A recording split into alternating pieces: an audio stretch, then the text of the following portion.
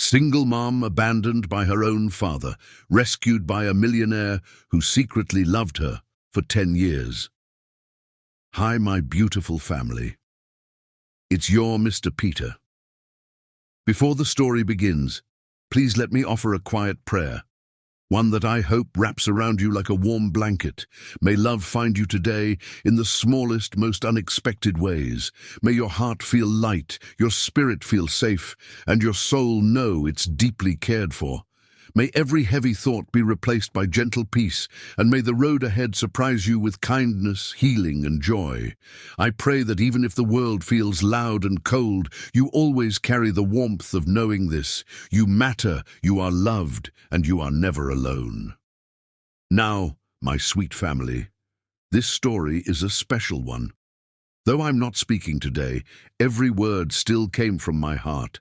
And James, my dear brother, will bring it to life for you. But can I ask you something softly? Are you getting tired of these introductions? I only speak like this because I care, and I want you to feel seen before the story even begins. To my beautiful friends joining for the first time, welcome. I'm so glad you're here. Please stay. Let the story unfold. Give James just one chance. Listen with an open heart.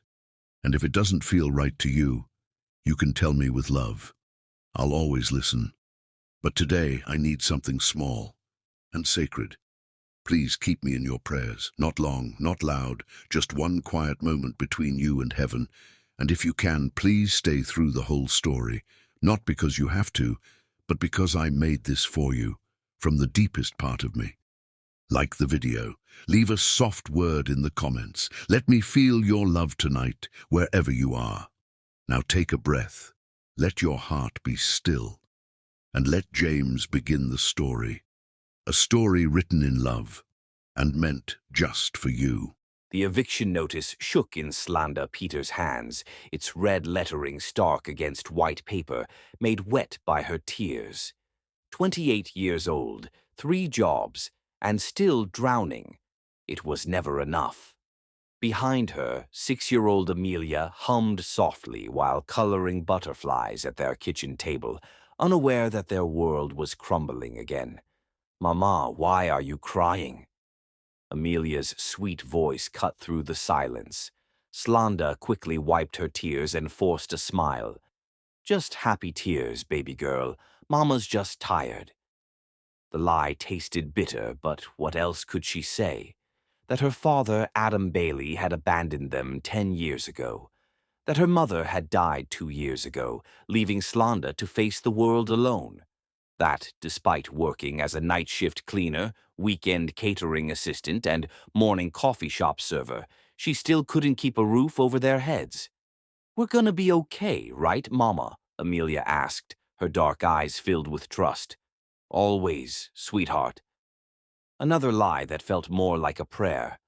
The community center was Slanda's sanctuary. Every Tuesday and Thursday evening, after her shift at Murphy's Coffee and before her night cleaning job, she volunteered here. It was unpaid work she couldn't afford to do, but somehow couldn't afford not to do. These elderly residents had become her chosen family. "There's our sunshine girl," called Mrs. Patterson, an 87-year-old former teacher whose silver hair had grown thin. Slanda had been coming here for 3 years, and Mrs. Patterson never failed to greet her like she was the best part of her day. "How are you feeling today, Mrs. P?" Slanda asked, settling beside the elderly woman's wheelchair. Her own exhaustion melted away as she focused on others. It was easier than facing her own problems. "Better now that you're here, child. Would you help me with my hair? These old hands can't manage a proper braid anymore." Slanda's heart warmed as she gently worked her fingers through Mrs. Patterson's silver strands. As she braided, she hummed softly, the same lullaby her mother used to sing, the one she now sang to Amelia every night. "You have the voice of an angel," Mrs. Patterson whispered. "Reminds me of my daughter." Mrs. Patterson's daughter had died 15 years ago, a grief still visible in the elderly woman's eyes. "Tell me about her," Slanda said softly. And Mrs. Patterson did, sharing stories that made them both laugh and cry. Slanda listened completely, remembering every detail each resident shared. Mr. Jameson liked his tea with 2 sugar cubes. Mrs. Rodriguez preferred sitting by the window to watch birds. Mr. Chen always asked about Amelia, and Slanda never failed to show him new pictures.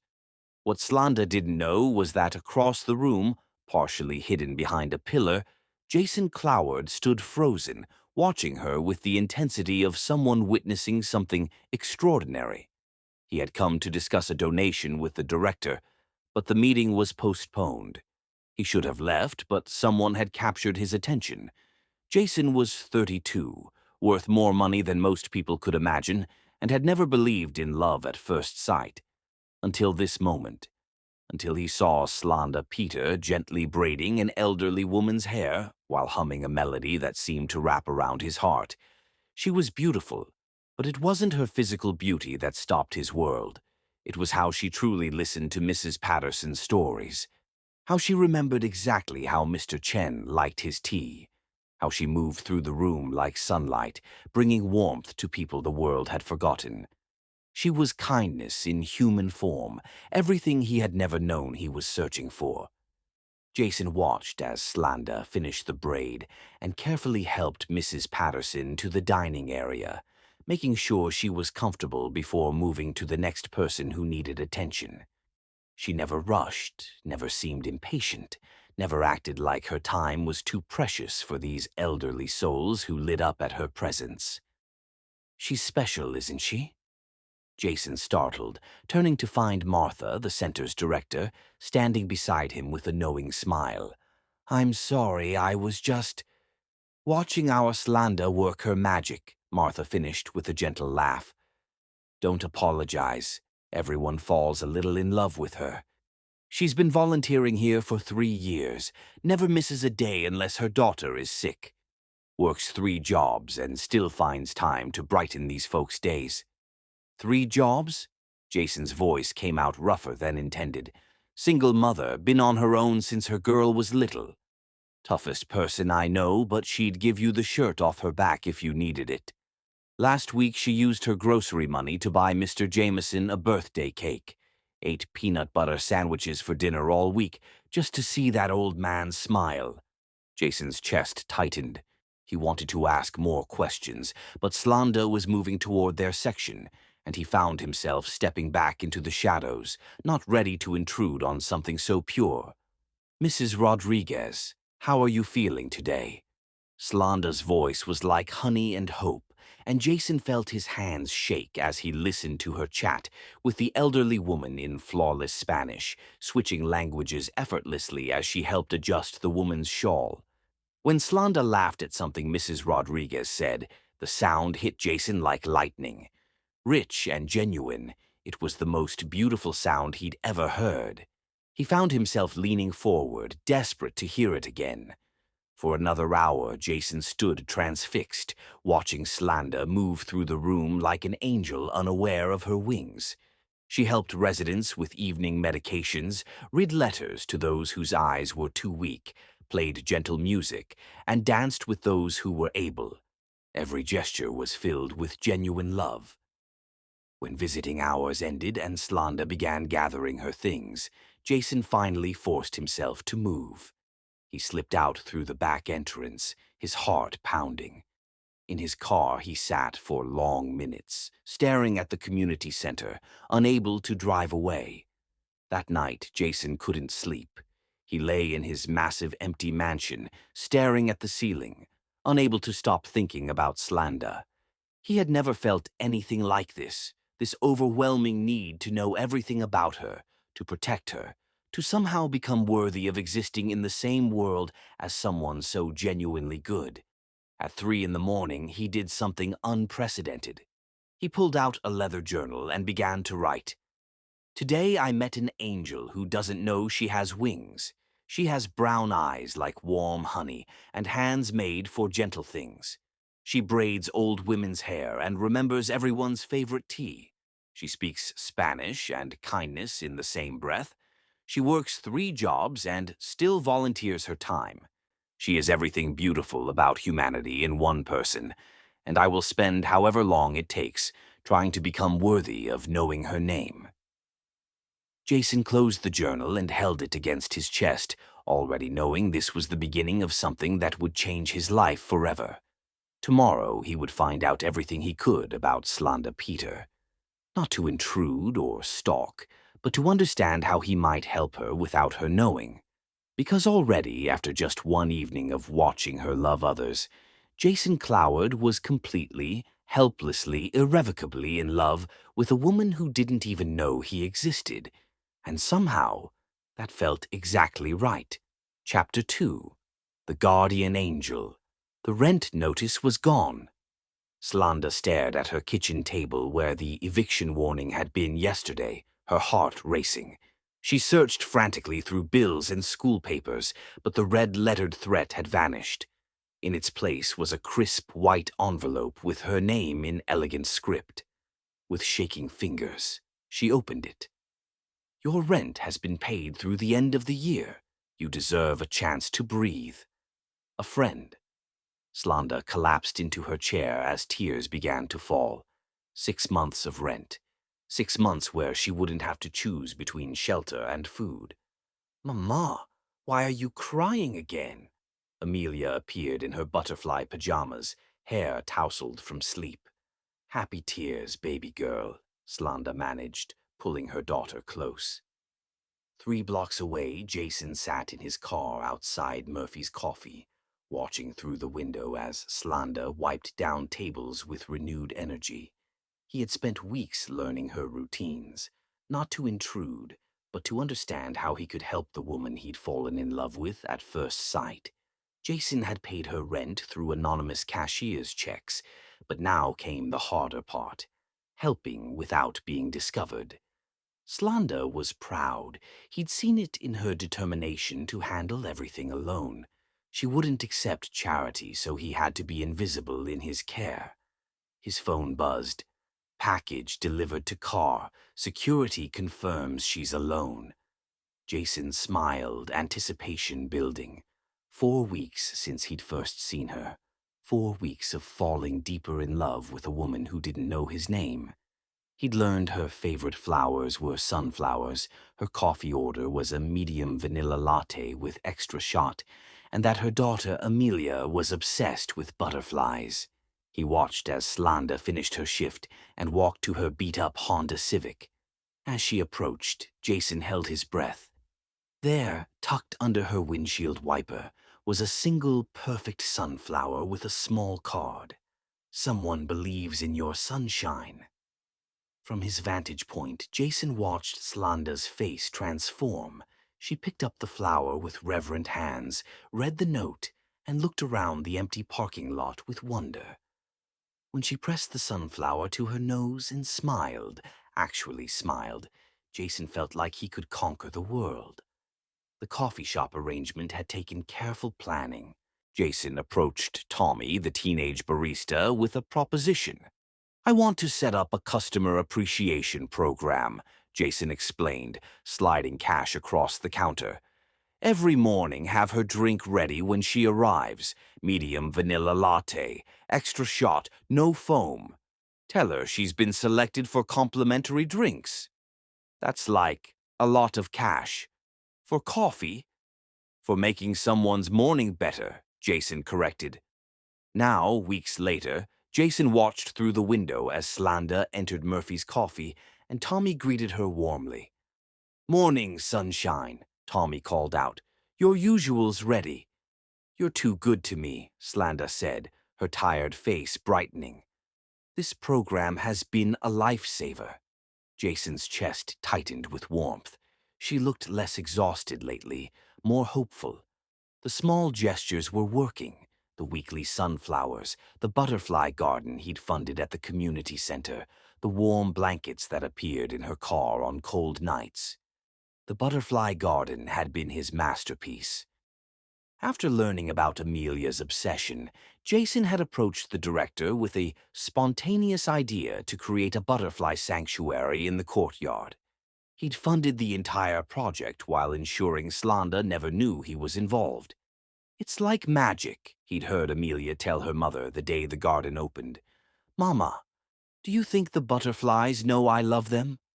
I think they do, sweetheart, Slanda had replied, and Jason had been the one in his car crying. It was the job rejection letters that nearly broke his heart.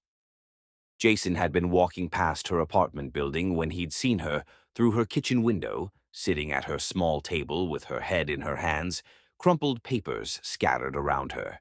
Even from the street, he could see her shoulders shaking with silent sobs. He'd researched every job she'd applied for, used his connections to find out why she'd been rejected. Always the same reasons: overqualified for minimum wage positions, underqualified for better ones. Instead, he'd spent the entire night researching organizations that valued community service, creating anonymous tips to HR departments about candidates with volunteer experience. The vanilla lattes became Jason's daily highlight. Every morning at 6:47 a.m., Slanda would walk into Murphy's Coffee, and Tommy would have her drink ready. Jason would park across the street, watching her face light up with gratitude. You know, Tommy, Slanda said one morning, this program has been such a blessing. I don't know how you guys can afford to give away free coffee, but it's made every morning brighter. We believe in taking care of our community, Tommy replied. Besides, you bring good energy to this place. But it was Amelia who truly captured Jason's heart, even from a distance. He'd seen her 3 times, twice when Slanda had brought her to the community center, and once when he'd watched them walk to school together. The little girl was pure sunshine, skipping beside her mother, chattering about butterflies and books and dreams. Jason had opened a savings account for Amelia's college education that same day. The hardest part was the waiting, the watching, the loving from afar. Jason had never been patient about anything in his life, but Slanda wasn't something to be acquired. She was someone to be cherished, protected, loved properly. So he waited and planned. Every anonymous gift, every mysterious help, every small miracle was carefully orchestrated to seem like luck or kindness from strangers. Because Jason was beginning to understand that Slanda Peter was the kind of woman who gave everything to others and never asked for anything in return. She was suspicious of charity but grateful for kindness. She was proud but not too proud to accept help when it appeared to come from the universe rather than pity. As winter approached, Jason knew he would have to find a way to actually meet her properly. The anonymous gifts were wonderful, but they weren't enough anymore. He wanted to hear her voice directed at him, see her smile meant for him, be someone in her life rather than a shadow on the edges. But for now, he was content to be her guardian angel. The answer to prayers she was too proud to pray. Every sunflower, every warm blanket, every paid bill was his way of saying what he couldn't say aloud. You are not alone. You are loved. You deserve every beautiful thing in this world. And someday, if he was very lucky and very careful, maybe he would find the courage to tell her that in person. Until then, he would keep loving her from the shadows, one small miracle at a time. Chapter 3. Collision of Hearts. The November storm struck without warning, turning the afternoon into a wall of water and wind. Slanda clutched Amelia's hand tightly as they huddled under the inadequate bus stop shelter, watching their bus disappear into the gray distance with a hiss of brakes and spray of muddy water. The bus broke down, Mama, Amelia observed matter-of-factly, pressing her butterfly backpack against her chest. The driver looked really sad. Yes, baby, it did. Slanda tried to keep frustration from her voice. They were already late for Amelia's doctor appointment, and now they were stranded 3 miles from the clinic with no money for a taxi and rain soaking through their thin jackets. The November wind cut through them, and Slanda watched helplessly as Amelia began to shiver. Her daughter's lips were turning blue, and the doctor's office would close in 40 minutes. Missing this appointment meant rescheduling, which they couldn't afford. "Mama, I'm cold," Amelia whispered, pressing closer. "I know, sweetheart. We'll figure this out." But panic was rising in Slanda's chest. They were truly stuck. That's when she heard the car slow down, the gentle hum of an engine approaching the curb. Through the rain, she saw an older Honda Civic pulling up. Not fancy or threatening, just practical and warm and dry. The passenger window rolled down, revealing a man with kind eyes and dark hair dampened by rain. "Excuse me," he called over the storm. "Do you need a ride somewhere?" Slanda's first instinct was to refuse. She'd taught Amelia never to talk to strangers, never to get in cars with people they didn't know. But something about this man felt different. Maybe it was how he'd stopped carefully, far enough away that she could run if needed. Maybe it was the genuine concern in his voice, or how he kept his hands visible on the steering wheel. Or maybe it was how Amelia looked up at her with chattering teeth and whispered, "Mama, he has nice eyes." "We're trying to get to the pediatric clinic on 5th Street, Slanda said carefully, studying his face. "Our bus broke down." "I know exactly where that is. I'm Jason, by the way." "Slanda. And this is Amelia." "Hello, Amelia," Jason said, his voice warming as he addressed her daughter. "I like your butterfly backpack." Amelia beamed despite her shivering. "Thank you. Butterflies are my favorite. Mama says they're nature's flying flowers." Jason's smile was radiant. "Your mama is very wise." Something about the way he said it, the genuine respect in his voice when he spoke about her, made Slanda's decision. "We would really appreciate a ride if you're sure it's not too much trouble." "No trouble at all," Jason said, already reaching for an umbrella. The moment Jason stepped out into the rain, Slanda felt her breath catch. He was taller than she'd expected, with broad shoulders and hands that looked capable and gentle. But it was his eyes that held her, warm brown eyes that looked at her like she was someone worth seeing, worth saving. Jason hurried around to open the passenger door, holding the umbrella over Amelia first, then extending it to cover Slanda as well. "Careful," he murmured as they approached the car, his hand hovering near Slanda's elbow without quite touching, ready to steady her if needed. When Amelia shivered visibly, Jason immediately shrugged out of his jacket, an expensive-looking wool coat that probably cost more than Slanda made in a month. "Here, little butterfly," he said, wrapping it around Amelia's shoulders. "This should help." The jacket smelled like expensive cologne and something else, something warm and uniquely masculine that made Slanda's heart flutter unexpectedly. She tried to ignore the way the scent seemed to wrap around her own senses, tried to focus on getting Amelia settled safely in the back seat. "I can't let her keep your jacket," Slanda protested, as Jason helped buckle Amelia in. "It looks expensive, and we're probably getting it wet." "It's just a jacket," Jason interrupted gently. "It'll dry. She needs it more than I do right now." The kindness in his voice was so genuine, so without expectation of thanks or repayment, that Slanda felt tears prick her eyes. When had someone last put Amelia's comfort before their own convenience? As Jason drove, he kept the radio low, playing soft jazz that filled the comfortable silence in the car. Within minutes, the warmth and the soothing music had worked their magic on Amelia, who fell asleep against the window, still wrapped in Jason's jacket. Slanda found herself studying Jason's profile in the soft light from the dashboard. There was something familiar about him, though she was certain they'd never met. Maybe it was the way he drove, carefully, considerately, slowing down for puddles and taking turns gently to avoid waking Amelia. "She's beautiful," Jason said quietly, glancing in the rearview mirror at the sleeping child. "You've done an amazing job with her."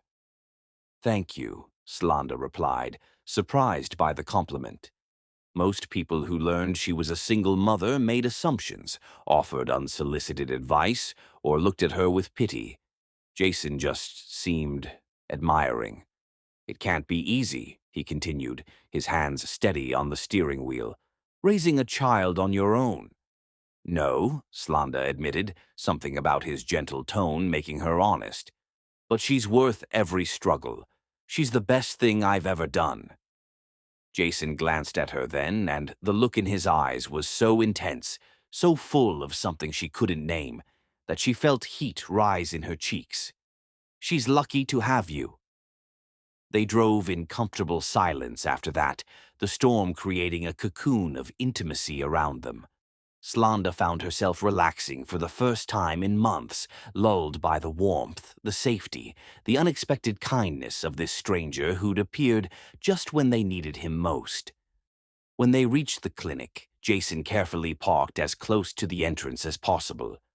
"Let me help," he said, already reaching for his umbrella. "We can manage," Slanda started to protest, but Jason was already getting out of the car. "I'm sure you can," he said, with a smile that made her stomach flutter. "But you don't have to." He opened Amelia's door first, gently waking her with a soft, "Hey there, butterfly, we're here."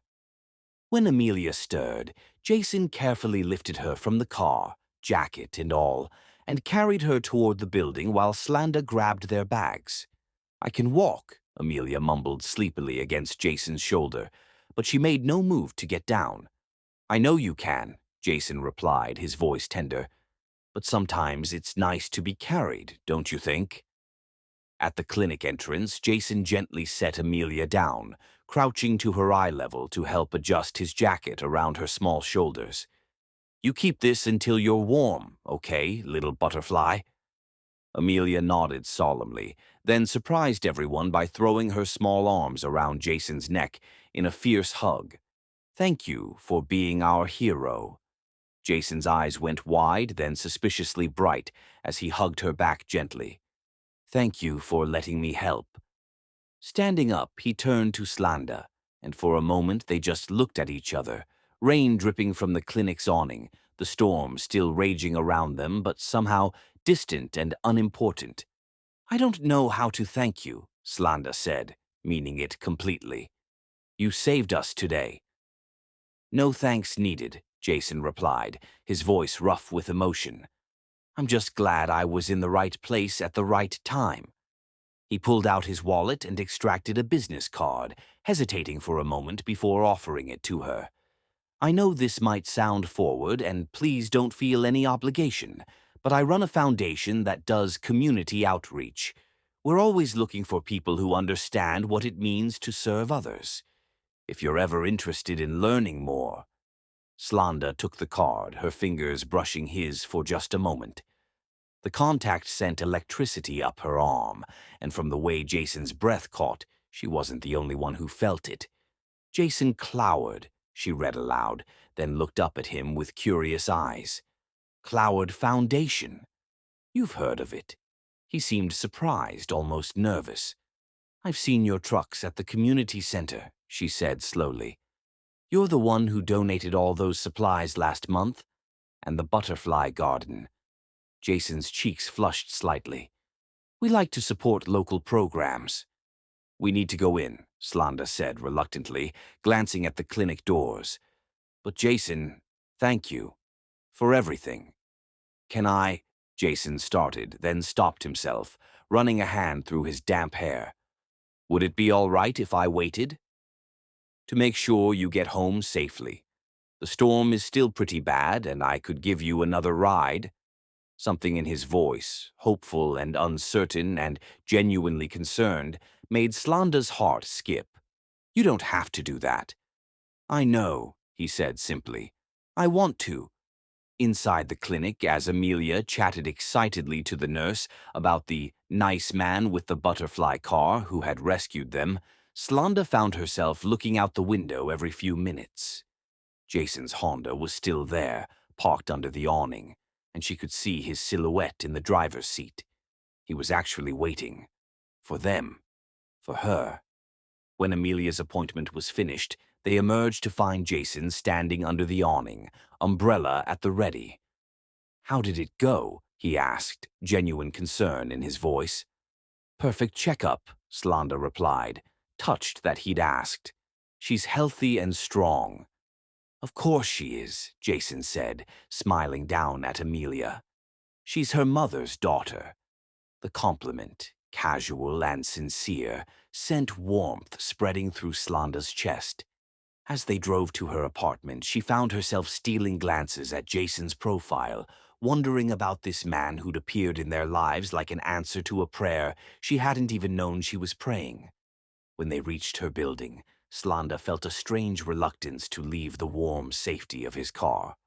"This is us," she said, indicating the rundown apartment complex with a flush of embarrassment. Jason looked at the building, really looked at it, taking in the peeling paint, the broken steps, the general air of barely hanging on that characterized their home.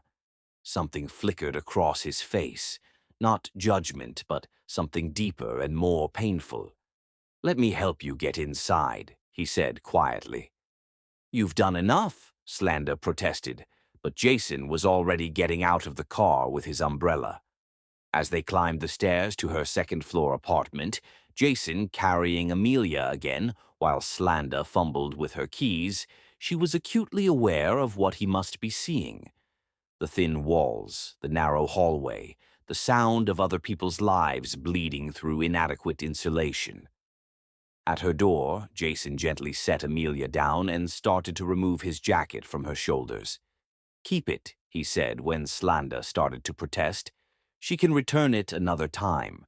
"Another time?" Slanda's heart skipped. Jason crouched down to Amelia's level, reaching into his pocket to pull out his business card.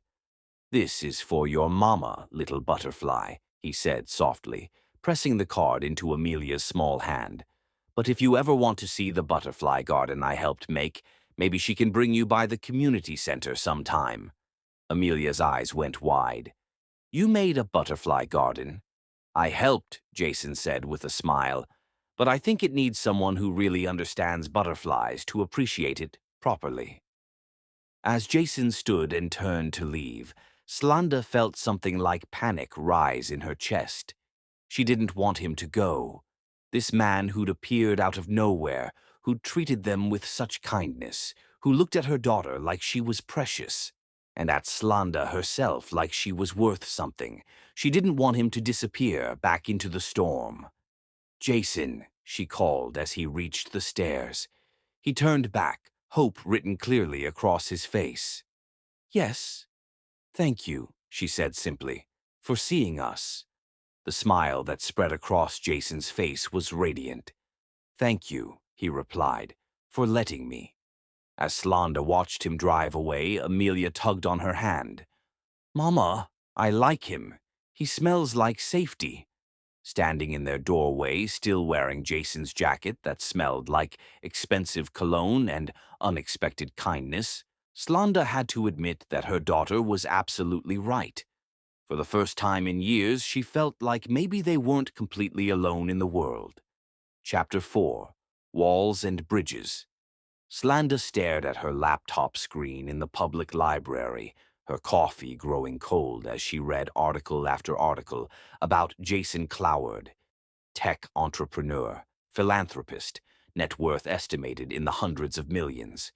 The man who had rescued them from the storm, who had been so gentle with Amelia, who had looked at her like she mattered, was one of the wealthiest men in the city. "Mama, why do you look worried?" Amelia asked from beside her, coloring quietly in her butterfly book. "Not worried, baby, just thinking." But Slanda's heart felt heavy as she scrolled through images of Jason at charity galas, cutting ribbons at hospital openings, accepting awards for his philanthropic work. In every photo, he was surrounded by other wealthy, powerful people from a world that might as well have been another planet. What did a man like that want with a woman like her? The ugly voice of past abandonment whispered, "Rich men don't rescue poor women out of kindness. They do it because they want something." But even as the thought crossed her mind, Slanda remembered how Jason had looked at Amelia, not with calculation but with genuine tenderness. How he'd waited for them at the clinic, carried her daughter like she was precious. Her phone buzzed with an unknown number. "Hi, Slanda, this is Jason. I hope you and Amelia are doing well. Would you be available to meet tomorrow to discuss a potential opportunity at the foundation? No pressure at all.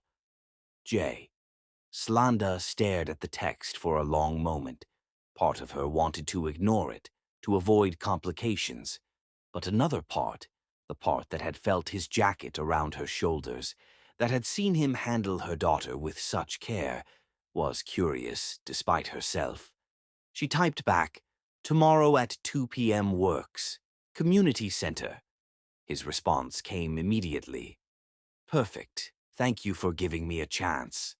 The next afternoon, Slanda arrived at the community center 15 minutes early, wearing her best interview outfit. A black skirt from before Amelia was born, and a white blouse from a thrift store that she'd carefully pressed. She felt underdressed, but she held her head high as she walked into the conference room where Jason was waiting. He stood when she entered, and for a moment, they just looked at each other. He wore a navy suit that probably cost more than she made in months, but his eyes were the same, warm, genuine, slightly nervous. "Thank you for coming," he said, gesturing to a chair. "How's Amelia? Still enjoying the jacket?" Despite her nerves, Slanda smiled. "She's been wearing it constantly. I think she's convinced it has magical properties." "Maybe it does," Jason said softly, and something in his voice made her cheeks warm. As they settled into their chairs, Slanda noticed Jason's hands weren't quite steady as he arranged papers in front of him. His nervousness made her feel slightly less out of place. "So," she said, diving in before she could lose courage, "what exactly does the Cloward Foundation do?" Jason's face lit up as he began explaining his work: community outreach programs, support for local nonprofits, educational initiatives. As he spoke, Slanda found herself drawn in by his passion, how animated he became when talking about helping others. "We need someone to coordinate our community outreach programs," he explained. "Someone who understands what it means to serve others, who has genuine connections to the community we're trying to help." "And you think that's me? Based on one conversation in a car?" Jason's coffee cup rattled against his saucer as he set it down too quickly. "I've seen you at the community center. The way you are with the residents, how you remember everyone's stories. You give so much of yourself even when—" He trailed off, realizing he was revealing too much. "Even when what?" Slanda challenged. "Even when you're clearly struggling yourself. I've watched you give love to everyone but yourself. Maybe someone should give some back to you." The words hung in the air between them, and Slanda felt her heart clench. When had someone last noticed her sacrifices? When had anyone suggested that she deserved to receive care instead of just giving it? "I don't need charity," she said, but there was less fire in it than before. "It's not charity," Jason replied firmly. "It's a job. A real job with real responsibilities and a real salary. We need someone who understands the community we serve, someone who can connect with people because they've lived it, not just studied it." "Why me, though?" "Specifically me," Slanda pressed. Jason was quiet for a long moment, his eyes searching her face. "Because watching you love other people has made me believe in goodness again, because you're exactly the kind of person who should be in charge of helping others. Because ... He stopped himself, shaking his head. "Because what?" "Because I think you're extraordinary, and I want to work with someone extraordinary." The sincerity in his voice made Slanda's chest tight.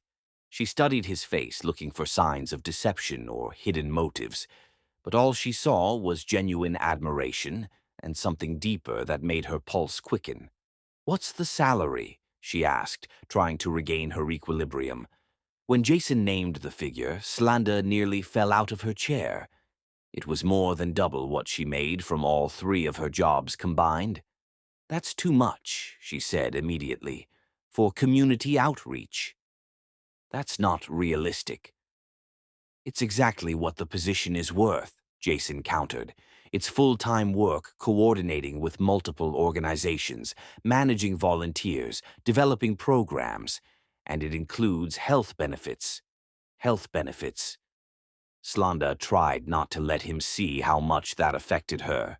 She'd been putting off her own medical checkups for months, gambling with her health because she couldn't afford insurance. I need to think about it, she said finally. Of course. Take all the time you need. Can I? Would it be all right if I gave you some information to look over? Details about the programs, testimonials from other community coordinators. As Jason gathered papers and slid them across the table, Slanda noticed something that made her heart skip. On the top sheet in the margin, she could see handwritten notes in his careful script. Remember to mention the garden project. Ask about Amelia's school. Don't seem too eager. Don't screw this up. He'd been nervous about this meeting. He'd been preparing, making notes to himself like she was important enough to get it right. Jason, she said as they both stood to leave, can I ask you something? Anything. What do you really want from me? Because men like you don't usually notice women like me unless they want something. Jason's face went through a series of emotions, hurt, understanding, and something that looked like determination. Men like me? He asked quietly. Wealthy, powerful. You could hire anyone. You could have your pick of qualified candidates with degrees and connections and all the right credentials. You're right, Jason said, moving closer to her. I could hire someone with an MBA who's never spent a day volunteering. I could hire someone who understands business but not people. I could hire someone who would do the job professionally and efficiently and without any real passion. He paused, his eyes holding hers intently. But I don't want someone like that. I want someone who gives her grocery money to buy birthday cakes for elderly residents. I want someone who remembers that Mrs. Patterson likes 2 sugars in her tea and that Mr. Chen worries about his grandson in college. I want someone who understands what it means to struggle and still chooses to help others. How do you know about Mrs. Patterson's tea? Slanda asked, something clicking in her mind. Jason's face went pale. The director mentioned... But Slanda was remembering other things now. The way he'd known exactly where the pediatric clinic was. The way he'd appeared just when they needed help. The timing of the rent payment, the mysterious coffee loyalty program, all the small miracles that had been happening in her life lately. It's been you, she whispered. The rent, the coffee, all of it. You've been watching me. Jason looked like he wanted to disappear into the floor. Slanda, I can explain. You've been what, playing some kind of game? Seeing how long you could manipulate me before I figured it out? No. God, no, it's not like that at all. Then what is it like? She demanded, anger and hurt warring in her chest. Jason ran his hands through his hair, destroying its perfect styling. It's like I saw an angel working miracles for other people, and I wanted to work a few miracles for her. It's like I fell in love with your kindness and wanted to give some back to you. It's like I've never met anyone like you in my entire life, and I've been trying to find the courage to tell you that. The words hung between them, raw and honest, and terrifying in their intensity. You don't even know me, Slanda whispered. I know you sing when you braid Mrs. Patterson's hair. I know you remember everyone's birthday, and you cry over job rejection letters, and you work yourself to exhaustion taking care of everyone else. I know you love your daughter more than life itself, and you do anything to give her a better future. I know you're the strongest, most generous, most beautiful person I've ever encountered. Beautiful, Slanda laughed bitterly. Look at me, Jason. Really look at me. I wear thrift store clothes, and I haven't had a real haircut in months, and I'm so tired I can barely stand up most days. Men like you don't fall for women like me. You're wrong, Jason said fiercely, stepping closer to her. You want to know what I see when I look at you? I see someone who lights up every room she enters. I see hands that are gentle and eyes that are kind, and a smile that could stop traffic.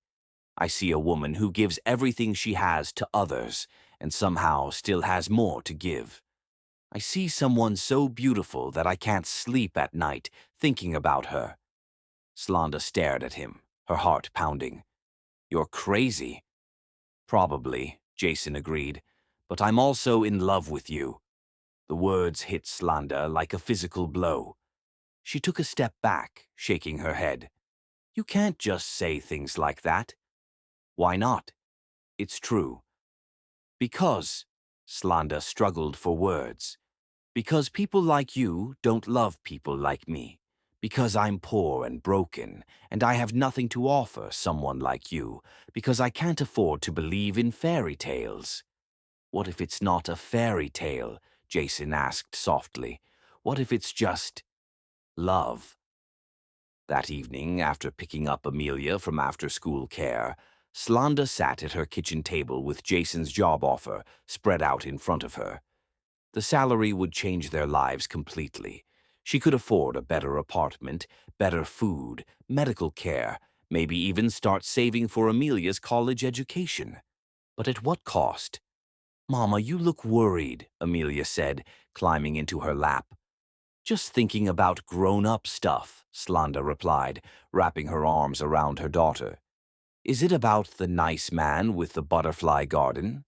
Slanda's head snapped up. How do you know about that?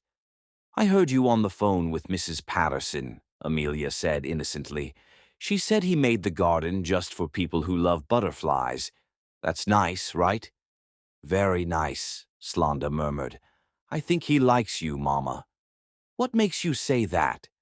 The way he looked at you in the car, Amelia said with 6-year-old wisdom. Like when I look at chocolate cake, happy and hungry at the same time. Despite everything, Slanda found herself smiling. Happy and hungry? Uh-huh. And he smelled safe, remember? I think safe-smelling people are good people. That night, after Amelia was asleep, Slanda's phone rang. Jason's name appeared on the screen, and her heart skipped as she answered. I'm sorry for earlier, he said without preamble. I know I came on too strong. I know this all sounds crazy. It does sound crazy, Slanda agreed. But does it sound impossible? Slanda was quiet for a long moment, thinking about the way he'd looked at her daughter, the way he'd waited for them at the clinic, the way his hands had shaken when he'd tried to explain himself. No, she said finally, it doesn't sound impossible. She could hear Jason's sharp intake of breath. It means I'll consider everything, Slanda said carefully. Everything. The job, your explanations, the possibility that maybe fairy tales aren't always just stories. When Jason spoke again, his voice was thick with emotion. Thank you for giving me a chance. After hanging up, Slanda looked at the job offer again, then at the photo of her and Amelia on her refrigerator.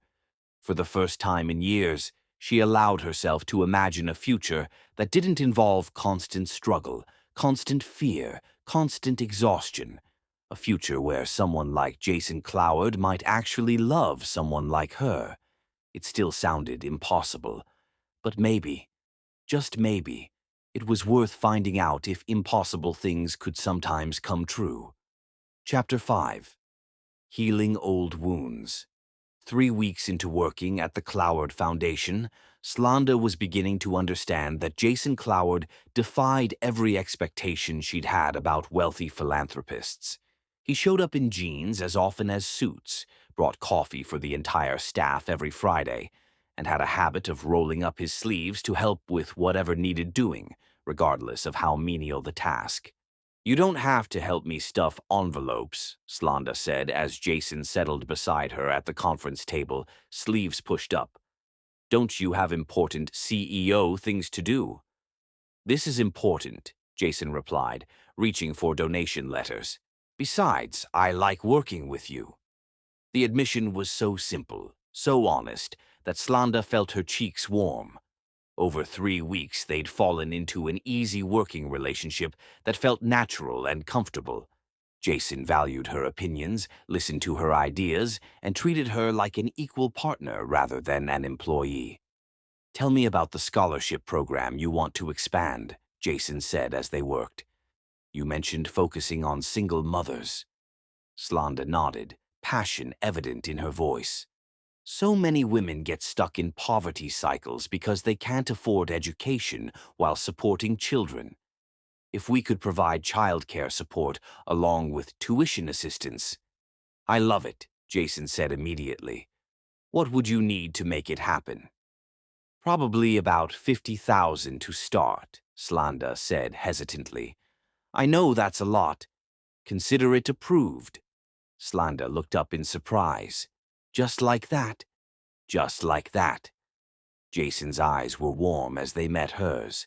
"Slanda, you could ask me for $1 million to help people, and I'd find a way. Your instincts about what the community needs are perfect." The faith in his voice, the absolute trust he placed in her judgment, made Slanda's chest tight with emotion. When had anyone ever believed in her like this? As the afternoon wore on, they settled into comfortable conversation while they worked. Jason asked about Amelia's school, and Slanda found herself sharing more than she usually did. Her concerns about overcrowded classrooms, her pride in her daughter's reading progress, her worries about affording constantly needed school supplies. "She wants to be a veterinarian," Slanda said with a smile. "Last week she set up a hospital for her stuffed animals and charged me 5 butterfly stickers per patient." Jason laughed, the sound rich and genuine. "Smart businesswoman. Takes after her mother." "I don't know about that," Slanda said, her smile fading slightly. "Sometimes I feel like I'm barely keeping my head above water, let alone being a good example for her." "Are you kidding?" Jason's voice was fierce with conviction. "Slanda, you're the best mother I've ever seen. The way Amelia looks at you, the way she talks about you, she knows she's loved. She knows she's safe. She knows her mother would move heaven and earth for her. That's everything." Something in his tone made Slanda look up sharply. "You sound like you speak from experience." Jason's hands stilled on the envelope he was sealing. "My parents loved me, but they were busy. Important people with important responsibilities. I spent more time with nannies than with them." "That must have been lonely," Slanda said softly. "It was," Jason admitted. "I used to wonder if they'd notice if I disappeared for a few days. Turned out the answer was no. I ran away when I was 8, and it took them 6 hours to realize I was missing." Slanda's heart clenched. "Jason, I'm not telling you this for sympathy. I just want you to understand that what you give Amelia, that unconditional love, that presence, that priority you make her in your life, that's precious. That's everything." They worked in comfortable silence after that, but Slanda found herself stealing glances at Jason, seeing him in a new light. The lonely little boy he'd been was still there somehow, hidden beneath the successful businessman exterior. As evening approached and the foundation offices grew quiet, Slanda realized she was falling behind on the newsletter she needed to finish for tomorrow's mailing. She glanced at the clock, 5:30 p.m. She'd need to pick up Amelia from aftercare by 6 o'clock, which meant leaving now. "You go ahead," Jason said, noticing her dilemma. "I can finish this up." "I can't ask you to do that," Slanda protested. "You're not asking. I'm offering." Slanda hesitated, torn between responsibility and necessity. "I hate leaving work unfinished." "And I hate the idea of Amelia wondering where her mother is," Jason replied gently. "Go. I've got this." That night, as Slanda was helping Amelia with her homework, her phone buzzed with an email from Jason. He'd finished the newsletter and sent her the final draft, but attached was also a note. "Found this on your desk. Thought you might need it." Slanda's heart sank as she opened the second attachment. It was the rejection letter from Amelia's dream school. the private academy with the advanced science program that would be perfect for her aspiring veterinarian daughter. The letter cited financial need as the reason for denial, despite Amelia's excellent academic record. The rejection had come the week before she'd started at the foundation, when $50,000 tuition might as well have been $50 million. She'd cried over it for hours, then hidden it away where Amelia wouldn't see and start asking questions. Her phone rang and Jason's name appeared on the screen. "I'm sorry," he said as soon as she answered. "I didn't mean to invade your privacy. The letter was just sitting there and I thought it might be important." "It's fine," Slanda said, though her voice came out thick with unshed tears. "No, it's not fine. You're crying. I can hear it in your voice." Slanda was quiet for a moment, struggling with how much to reveal. "It's just, I wanted to give her everything, you know? I wanted her to have opportunities I never had, but $50,000 might as well be $50 million. "What if it wasn't?" Jason asked quietly. "What do you mean? What if I told you that the foundation has a scholarship program specifically for employees' children? What if I told you that program could cover full tuition, books, and even transportation?" Slanda felt her breath catch. "Jason, you can't just create a scholarship program for me." "I'm not creating it for you. I'm creating it for all our employees who want better opportunities for their children. You'd just be the first to benefit from it." "That's the same thing." "No, it's not. It's me wanting to invest in the futures of families who work hard to make our community better.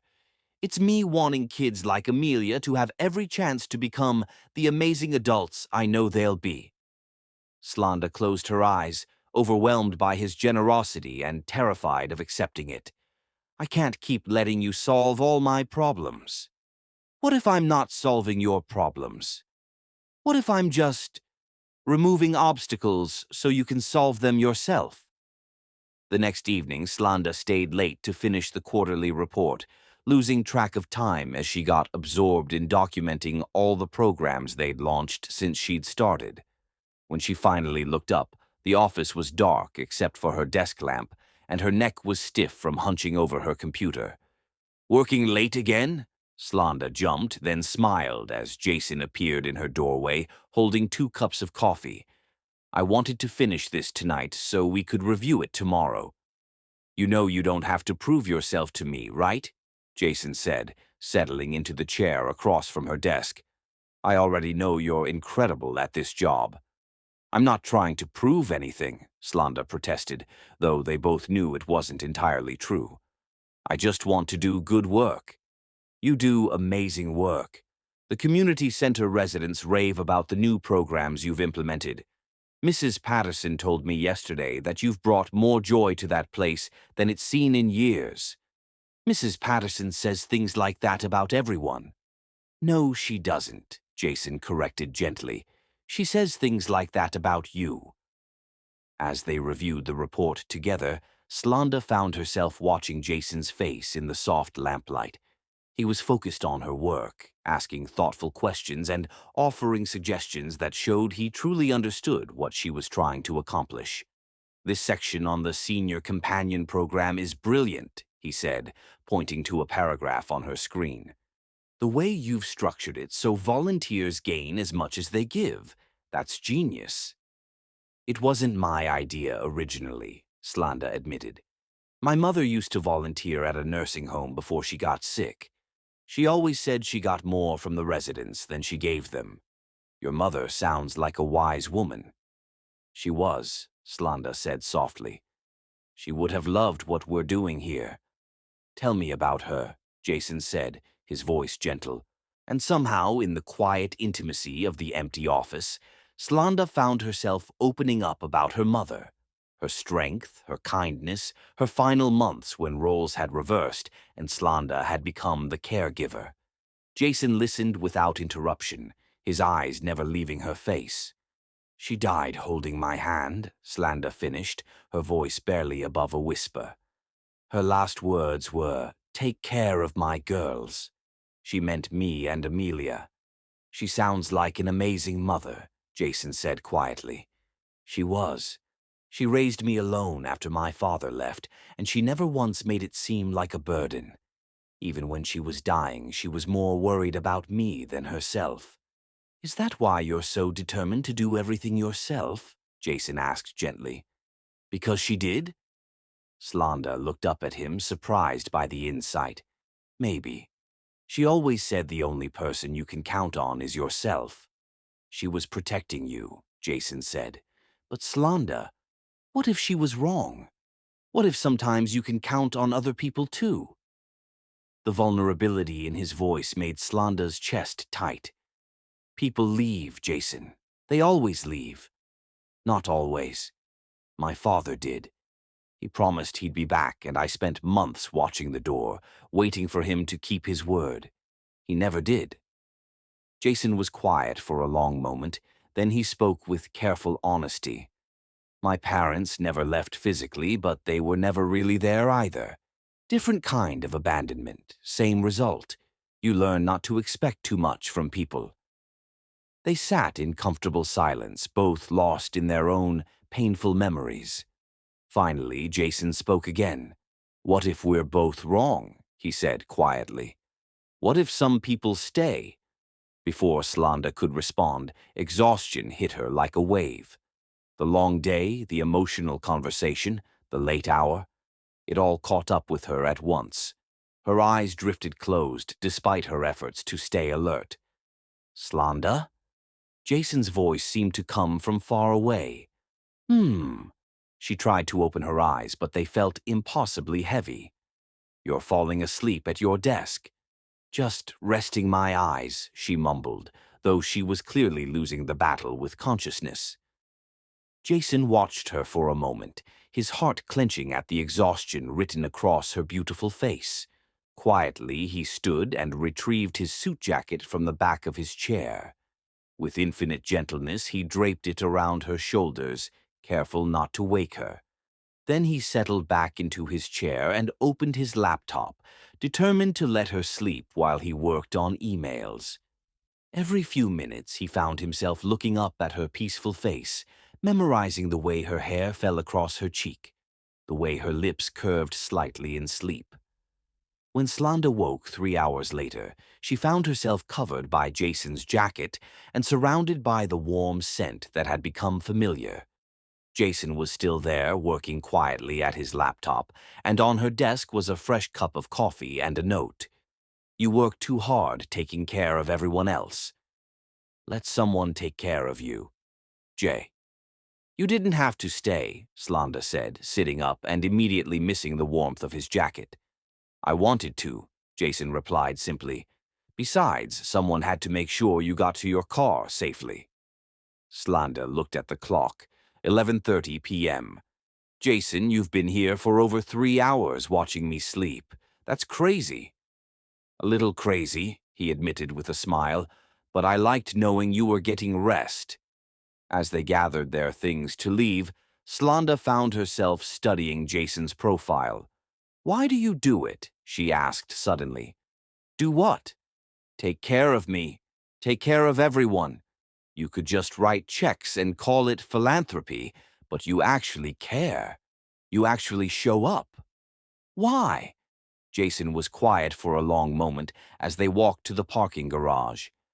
Do you remember what you told me about your mother's last words? Take care of my girls. My father's last words to me were, try not to disappoint me. Different families, different values.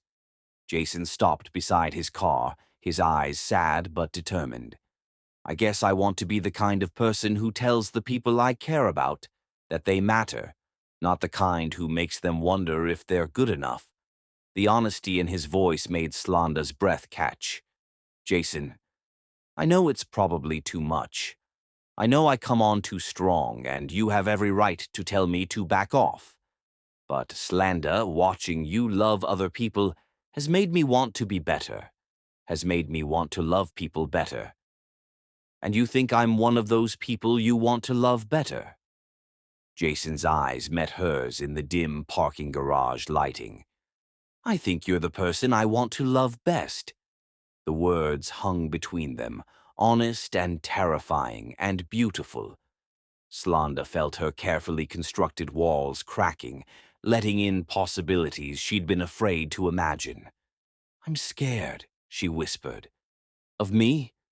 Of this? Of believing that someone like you could actually care about someone like me? Of letting myself hope and then having it all fall apart?" Jason stepped closer, his voice gentle but fierce. "I can't promise that I'll never hurt you. I can't promise that I'll always know the right thing to say or do. But I can promise that I will never stop trying to be worthy of your trust. I can promise that every day I will choose to care about you and Amelia.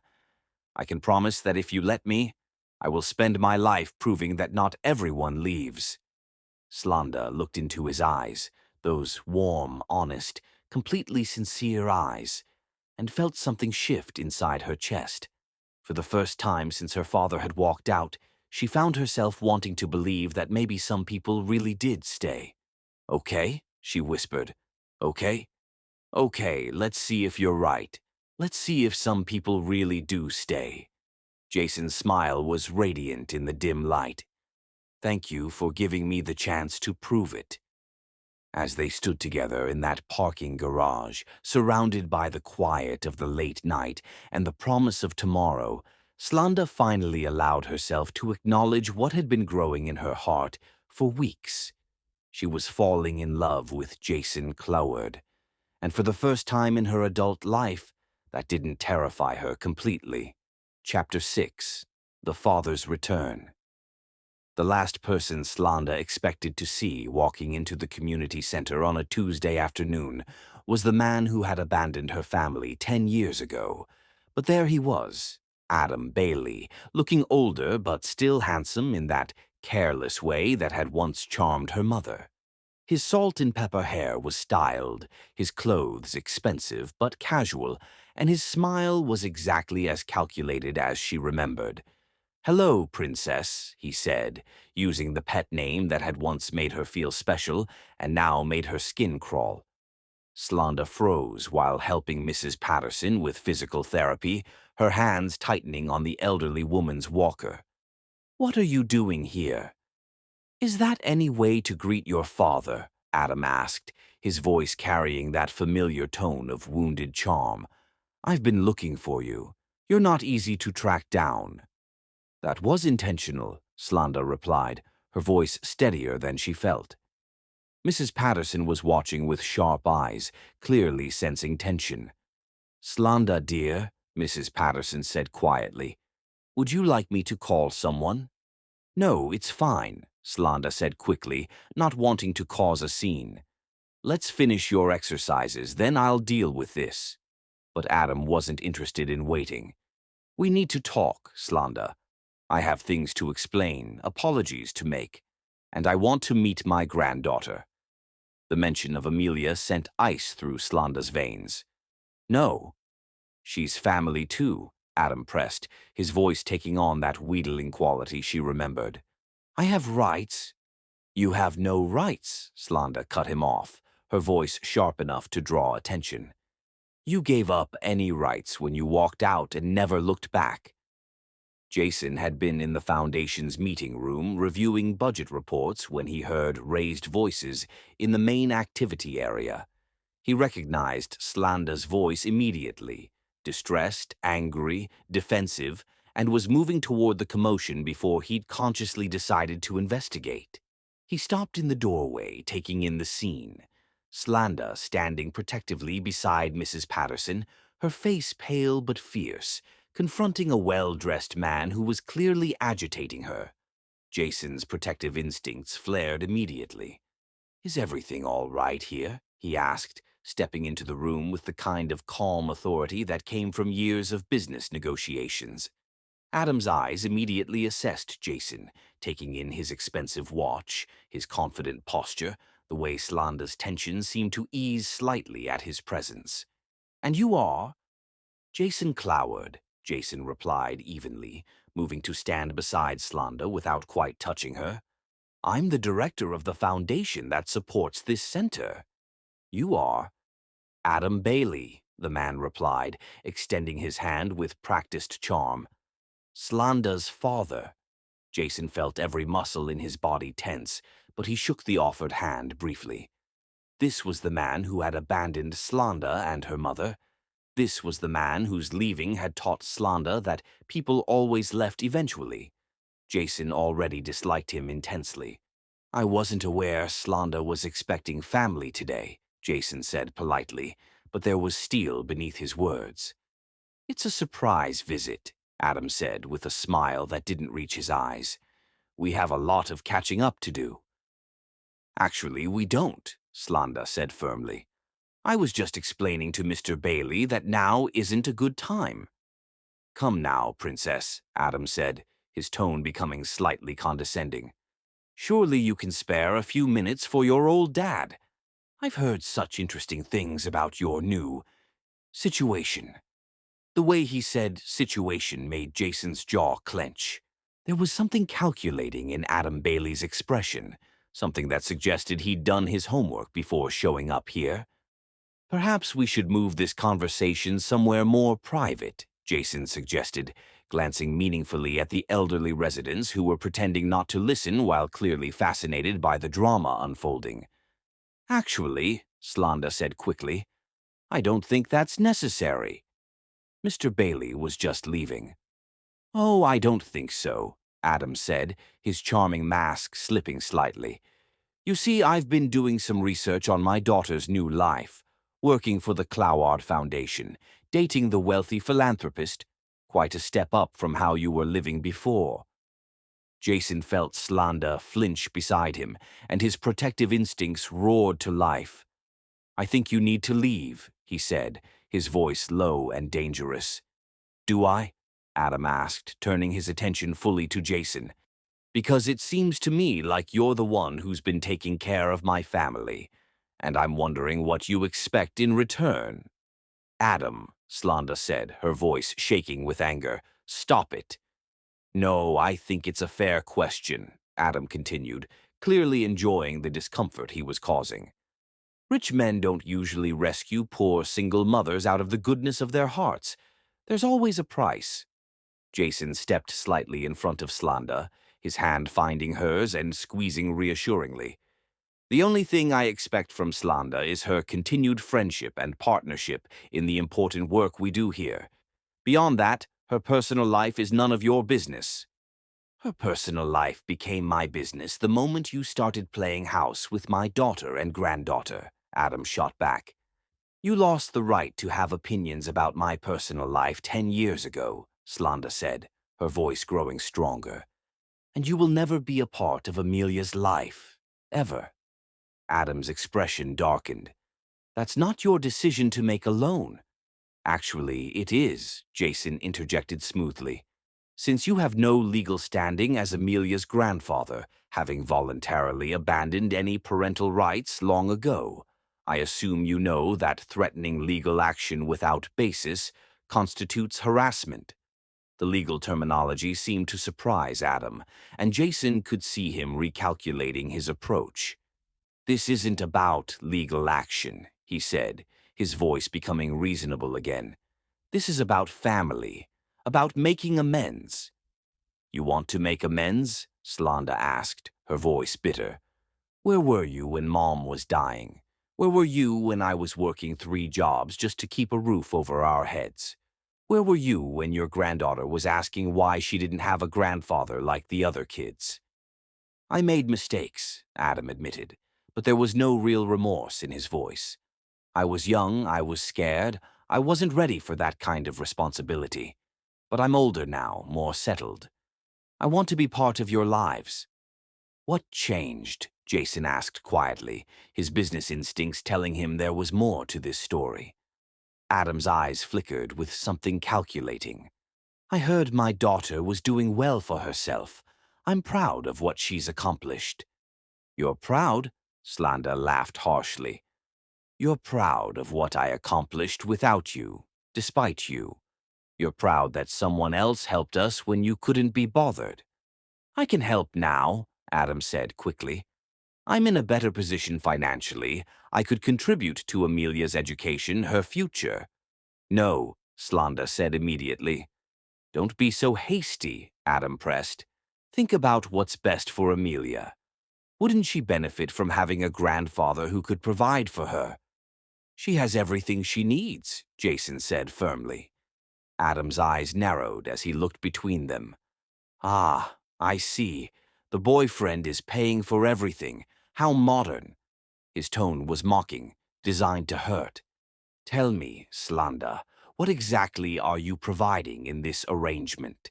Jason felt rage flood through him at the implication, but before he could respond, Slanda stepped forward, her eyes blazing. Get out, she said, her voice deadly quiet. Get out now and don't come back. Now, princess.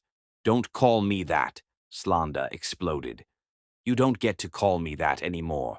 You don't get to waltz back into my life and act like the past 10 years didn't happen. You don't get to insult me or the man who has shown me more genuine care in 3 months than you showed me in 18 years. So you're defending your rich boyfriend now, Adam sneered. How touching. I wonder what he'll think when he gets tired of playing savior to the poor little single mother. The words hit their mark, and Jason saw Slanda's confidence waver for just a moment. That tiny crack in her armor made his own temper snap. That's enough, Jason said, his voice carrying the kind of authority that had closed million-dollar deals and intimidated corporate lawyers. You need to leave. Now. I'm not going anywhere until I've said what I came to say, Adam replied stubbornly. Then let me say something, Jason said, stepping closer to Adam with barely controlled fury. I'm the man who loves her enough to respect her choices, something you never learned. I'm the man who sees her strength and independence as gifts, not inconveniences. And I'm the man who will make sure you never hurt her or Amelia again. Love? Adam laughed. You think this is love? You think a man like you falls in love with a woman like her? You're using her, just like every other man will. The only difference is you're rich enough to make the using comfortable. Jason felt something cold and dangerous settle in his chest. You're wrong about everything, he said quietly. But most of all, you're wrong about her. Slanda Peter is the strongest, most generous, most extraordinary woman I've ever met. She's worth 10 of you, and the fact that you can't see that is exactly why you don't deserve to be in her life. Pretty words, Adam said dismissively, but we'll see how long they last when the novelty wears off. Get out, Slanda said again, her voice breaking slightly. Please, just go. Fine, Adam said, straightening his jacket. But this isn't over. I know where you work now. I know where you live. Amelia is my granddaughter, and I have rights. No, Jason interrupted, pulling out his phone. You have no rights, but you do have about 30 seconds to leave before I call security and have you escorted out for harassment. Adam looked between them, clearly assessing whether Jason was bluffing. Something in Jason's expression must have convinced him, because he stepped back. This isn't over, he repeated, but there was less conviction in his voice now. Yes, it is, Slanda said firmly. It's been over for 10 years. Don't come back. As Adam finally left, Slanda remained standing rigidly until she was sure he was gone. Then, suddenly, her knees gave out, and she would have collapsed if Jason hadn't caught her immediately. Hey, I've got you, Jason murmured, holding her against his chest as she began to shake. He's gone. You're safe. I'm sorry, Slanda whispered against his shirt. I'm so sorry you had to see that, had to deal with that. Don't apologize, Jason said fiercely, stroking her hair. Don't you dare apologize for his behavior. Mrs. Patterson rolled her walker closer, her face creased with concern. Dear, are you all right? I will be, Slanda said, trying to pull herself together. But Jason didn't let her go. It's okay to not be okay right now, he said quietly. That was traumatic. He can't hurt us, Slanda said, as if trying to convince herself. He has no legal rights. He can't take Amelia. He can't, Jason confirmed. I won't let him. That evening, Jason insisted on driving Slanda home and walking her to her apartment. He could see she was still shaken, jumping at every sound, checking over her shoulder constantly. He won't come here, Jason said as they climbed the stairs to her apartment. He's a coward who preys on emotional manipulation. When that doesn't work, he backs down. You don't know him like I do, Slanda said quietly. He's persistent when he wants something. What do you think he wants? Money, Slanda said without hesitation. He's heard about you, about your foundation, about whatever this is between us. He thinks there's money to be made. At her apartment door, Slanda hesitated. Jason, what he said about you getting tired of me.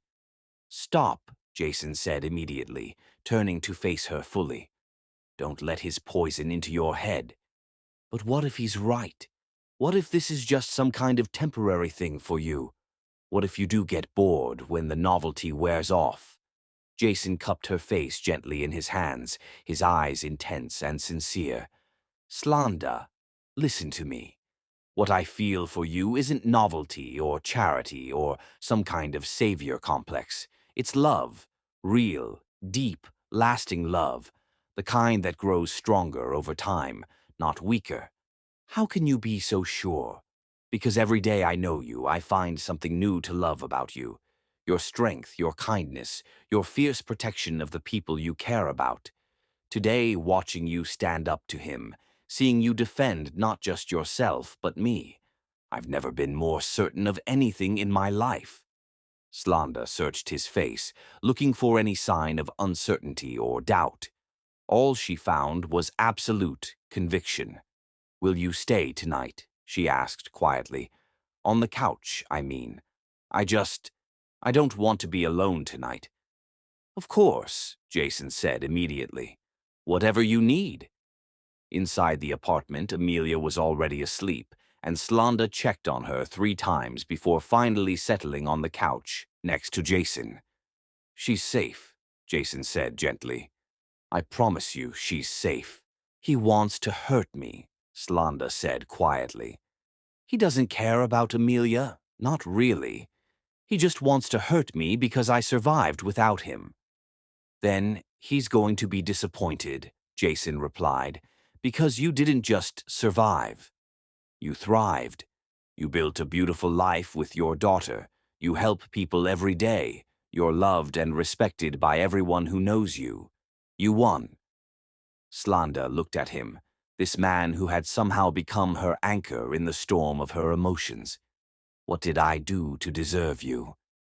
You were yourself, Jason said simply. You were kind and strong and generous, and you made me want to be worthy of you. Later that night, when Amelia woke from a nightmare about the mean man, it was Jason who sat by her bed, telling gentle stories about brave butterflies until she fell back asleep.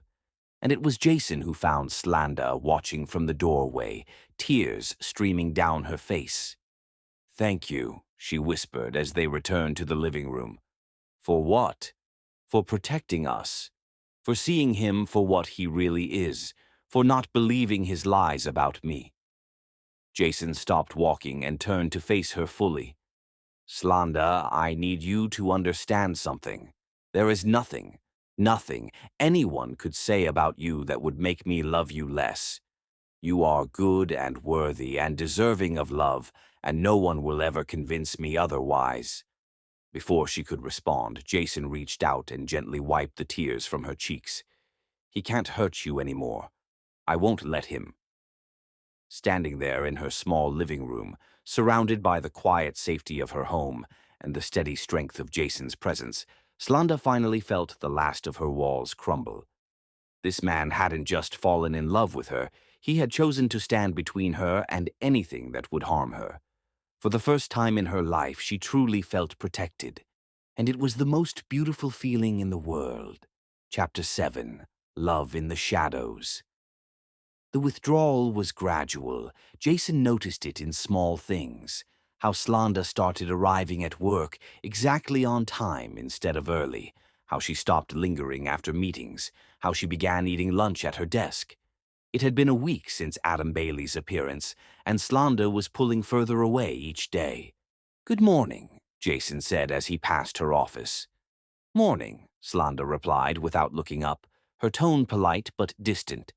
The professional distance cut through him like a knife. He understood what was happening. Adam Bailey's poisonous words had found their mark. Despite everything Jason had said, Slanda was retreating, building walls to protect her heart.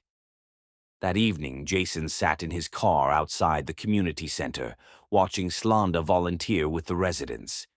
She was still gentle with them, but he could see the exhaustion, the weight she was carrying. When Mrs. Patterson mentioned her upcoming birthday, Jason saw Slanda's face fall. He knew that look, someone who wanted to do something special but couldn't afford it. The next Monday, Mrs. Patterson was surprised by a small birthday celebration. Beautiful cake, flowers, and her favorite residents gathered around. When she asked who had arranged it, she was told it was an anonymous donor. From across the street, Jason watched Slanda's face light up as Mrs. Patterson hugged her. The joy in Slanda's expression was worth everything. It became Jason's mission, loving Slanda from the shadows while respecting the space she needed. When Amelia missed the butterfly garden during winter, Jason arranged for an artist to paint monarch butterflies on her bedroom window. When Slanda had the flu, meals appeared at her door from a grateful community member. The hardest part was maintaining distance at work. Jason communicated with Slanda only through emails and brief conversations.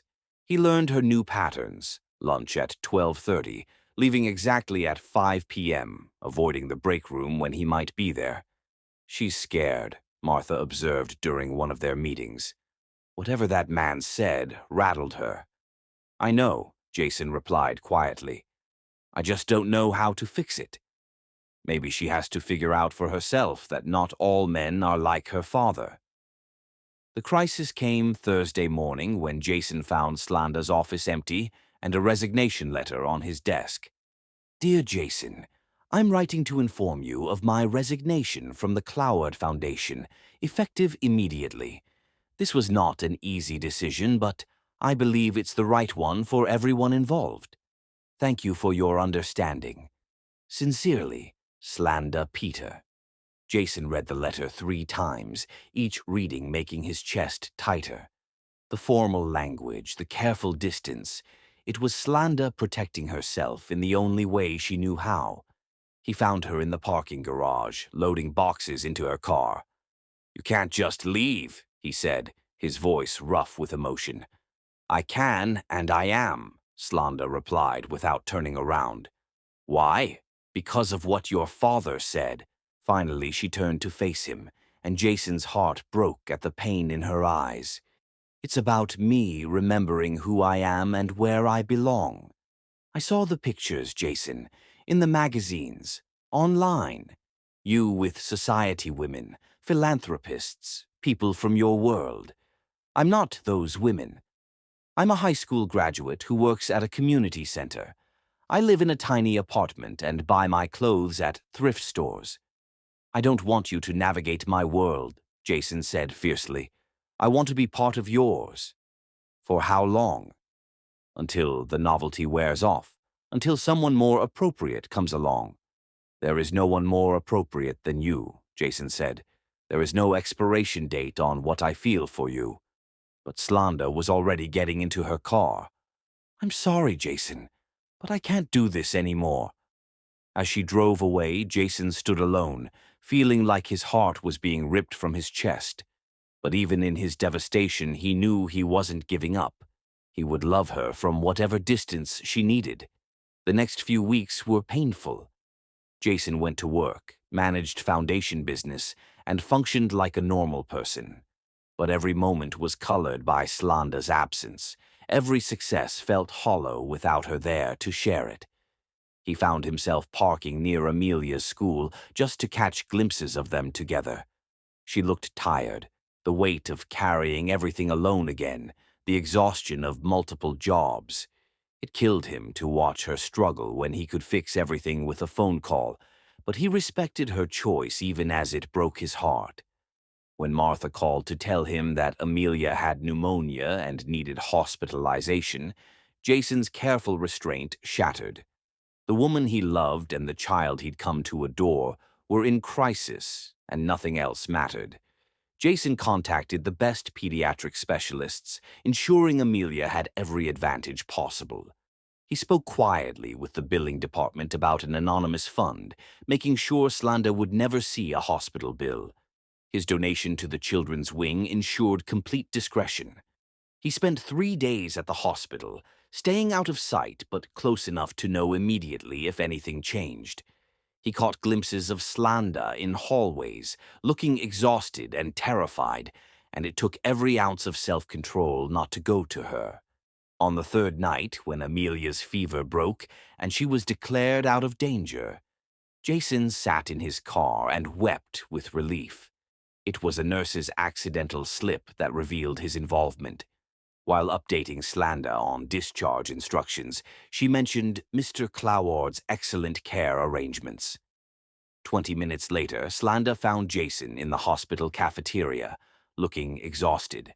His hair was disheveled, his clothes wrinkled, dark circles under his eyes.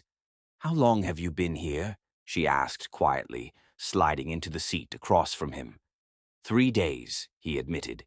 "You've been here for 3 days, and I didn't know." "You made it clear you didn't want me in your life," Jason said simply.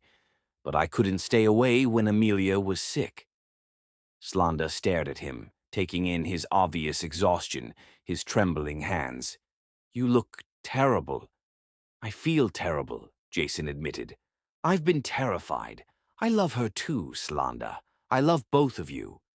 "You paid for everything, didn't you?" "Yes," Jason said quietly. "And I'd do it again without hesitation." "Why?" "Because she's yours. Because she's part of you, and I love every part of you. Because I couldn't live with myself if something happened to her, and I hadn't done everything possible to help. Even though I left, even though I hurt you." "Especially then," Jason replied. "Love doesn't stop because someone pushes you away. It doesn't stop because someone is scared. It doesn't stop, period." Slanda felt tears starting to fall, but for the first time in weeks, they weren't tears of fear. They were tears of understanding, of gratitude, of a love so deep and patient that she was finally beginning to believe it might actually be real. "I've been so scared," she whispered. "I know," Jason said gently. "I thought if I pushed you away first, it would hurt less when you inevitably left. But I didn't leave," Jason pointed out quietly. "Even when you pushed me away, even when you quit, even when you told me to stay out of your life, I didn't leave. I'm still here." Slanda looked into his eyes, those warm, honest, completely devoted eyes, and finally allowed herself to see what had been there all along. This wasn't temporary infatuation. This was real, lasting, unconditional love. "I'm sorry," she said, her voice breaking. "I'm so sorry for not trusting you, for believing him instead of you, for being too scared to believe in us." "You don't have anything to apologize for," Jason said immediately. "You were protecting yourself and Amelia the only way you knew how." "But I hurt you." "You were worth the hurt," Jason said simply. "You're worth everything." As they sat together in that hospital cafeteria, Slanda finally understood what Jason had been trying to tell her. Some people really do stay. Some love really is strong enough to weather storms, patient enough to wait through fear, and deep enough to love without conditions. And maybe, just maybe, she was worth that kind of love after all. Chapter 8. The Truth Unveiled. They walked through the hospital corridors in silence, both lost in their own thoughts as they made their way to Amelia's room. The little girl was sleeping peacefully, finally looking like herself again after 3 terrifying days. Jason hung back in the doorway while Slanda checked on her daughter, adjusting the blankets and pressing a gentle kiss to her forehead. "She looks so much better," Slanda whispered as they stepped back into the hallway. "The doctors say she can go home tomorrow," Jason replied. "Full recovery expected." "Thank you," Slanda said, turning to face him fully. "I know I said it already, but I need to say it again. Thank you for being here, for taking care of her." "You don't need to thank me for loving her," Jason said quietly. The words hung between them, simple and profound. Jason had said he loved Amelia, not as a favor to Slanda, but genuinely, completely, as if she were his own. "Jason," Slanda began, then stopped, overwhelmed by everything she wanted to say. "I know," he said gently. "It's a lot to process. You don't have to say anything right now." "But I do," Slanda insisted. "I need to explain." "Later," Jason interrupted softly. "When you've had some rest, when Amelia's home safe. I'm not going anywhere." The next evening, Jason found himself helping Amelia with her homework while Slanda made dinner in their tiny kitchen. It felt like stepping into a life he'd dreamed about, but never thought he'd actually experience. "Mr. Jason," Amelia said, looking up from her math worksheet, "Mama said you helped make me better." "The doctors made you better," Jason replied. "I just made sure you had the best doctors." "But you stayed at the hospital the whole time?" "Yes." "Why?" Jason looked into Amelia's curious brown eyes and felt his heart clench. "Because I was worried about you. Because I care about what happens to you. Like how Mama cares about me." "Yes," Jason said softly. "Like that." Amelia nodded solemnly, then surprised him by climbing into his lap and wrapping her small arms around his neck. "Thank you for caring about me like Mama does." Over Amelia's head, Jason met Slanda's eyes across the small apartment. She was watching them with an expression he couldn't quite read, something between wonder and terror, hope and fear. After Amelia was settled in bed, Slanda and Jason found themselves alone on the couch, the weight of everything unsaid pressing between them. "I need to tell you something," Slanda said quietly, "about why I really left the foundation. You don't have to—" "Yes, I do." Slanda turned to face him fully. "It wasn't just about what my father said. It was about the pictures. Pictures of you with other women. I found them online when I was researching the foundation." Slanda's voice was barely above a whisper. "Beautiful, sophisticated women at charity events. Women who looked like they belonged in your world." Jason felt understanding dawn. "Slanda, I know it's not fair," she continued quickly, "but seeing those pictures, seeing how perfect you looked with women like that, it made me realize how out of place I am in your life." "You want to know about those women?" Jason asked quietly. Slanda nodded, though she looked like she was bracing for pain. "Their names were Catherine, Elena, and Victoria," Jason said. "Catherine was a fellow philanthropist I dated for 6 months. She was intelligent and accomplished and completely wrong for me. Elena was a doctor I met at a hospital fundraiser. Victoria was the daughter of a family friend. We dated because our parents thought we'd make a good match." "They sound perfect for you," Slanda said, her voice tight. "They were perfect on paper," Jason agreed. "But none of them ever made me feel anything real. I could have married any of them and lived a perfectly acceptable, completely empty life." "What changed?" Jason was quiet for a long moment, then stood up and walked to where he'd left his jacket. From the inner pocket, he pulled out a worn leather journal, holding it carefully like it was precious. "This changed everything," he said, sitting back down beside her. 10 years ago, I started writing in this journal. I want to show you something." With trembling hands, Jason opened the journal to the first page. In his careful handwriting, Slanda could see the date, exactly 10 years ago, and below it, words that made her breath catch. "Today I met an angel who doesn't know she has wings. She was at the community center, braiding an elderly woman's hair while humming a lullaby. She has brown eyes like warm honey and hands made for gentle things. I don't know her name, but I think she might have just changed my life. Slanda stared at the page, then up at Jason. 10 years ago. You were 18, Jason said softly, volunteering at the community center with your mother. I was there for a meeting about a donation, but it was canceled. I was about to leave when I saw you. I don't remember seeing you there. I made sure you didn't see me, Jason admitted. I was 22, successful, wealthy, and suddenly completely intimidated by an 18-year-old girl who radiated more genuine goodness than I'd ever encountered. Jason turned pages, revealing more entries. June 15th. She sang to Mrs. Patterson during a thunderstorm. Her voice is like honey and hope. December 24th. She worked Christmas Eve so other volunteers could be with their families. She deserves someone who sees her sacrifices. March 8th. She brought her daughter to the center today. Watching them together made me fall in love with both of them. You've been watching me for 10 years, Slanda whispered, her voice filled with awe. Not watching, Jason corrected gently. Loving. From afar, from the shadows, from whatever distance I thought was appropriate, but loving you completely. He turned to one of the more recent entries. June 3rd. Today I finally talked to her. Storm, broken bus, and I got to be her rescue for once. Sitting in that car with them, watching Amelia fall asleep, seeing Slanda's guard drop just slightly. It was the best day of my life. Slanda was crying now, silent tears streaming down her face as she listened to Jason read about their first meeting from his perspective.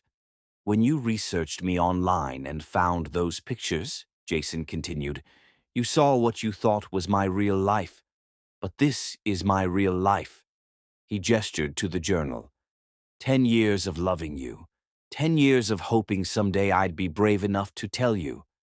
Why didn't you approach me sooner? Slanda asked through her tears. Because you deserved more than just another wealthy man offering money, Jason replied. You deserved someone who understood that love isn't about what you can buy for someone, but about what you're willing to give of yourself. Jason pulled out a worn photograph from between the journal's pages, a picture of Slanda at 18, volunteering at the community center, her face radiant with youth and kindness. I've carried this for 10 years, he said quietly. Not like some obsession, but like a prayer. You've been my North Star, Slanda.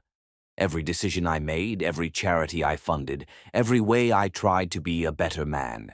It was all because loving you made me want to be worthy of someone so beautiful, inside and out. Slanda took the photograph with shaking hands.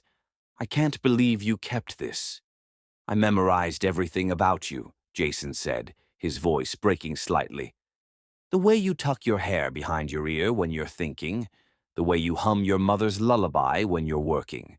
I know you prefer sunflowers because they're happier flowers. I know you check on Amelia 3 times every night before you can sleep. How could you know all that? Because I've been in love with you for 10 years, Jason said simply.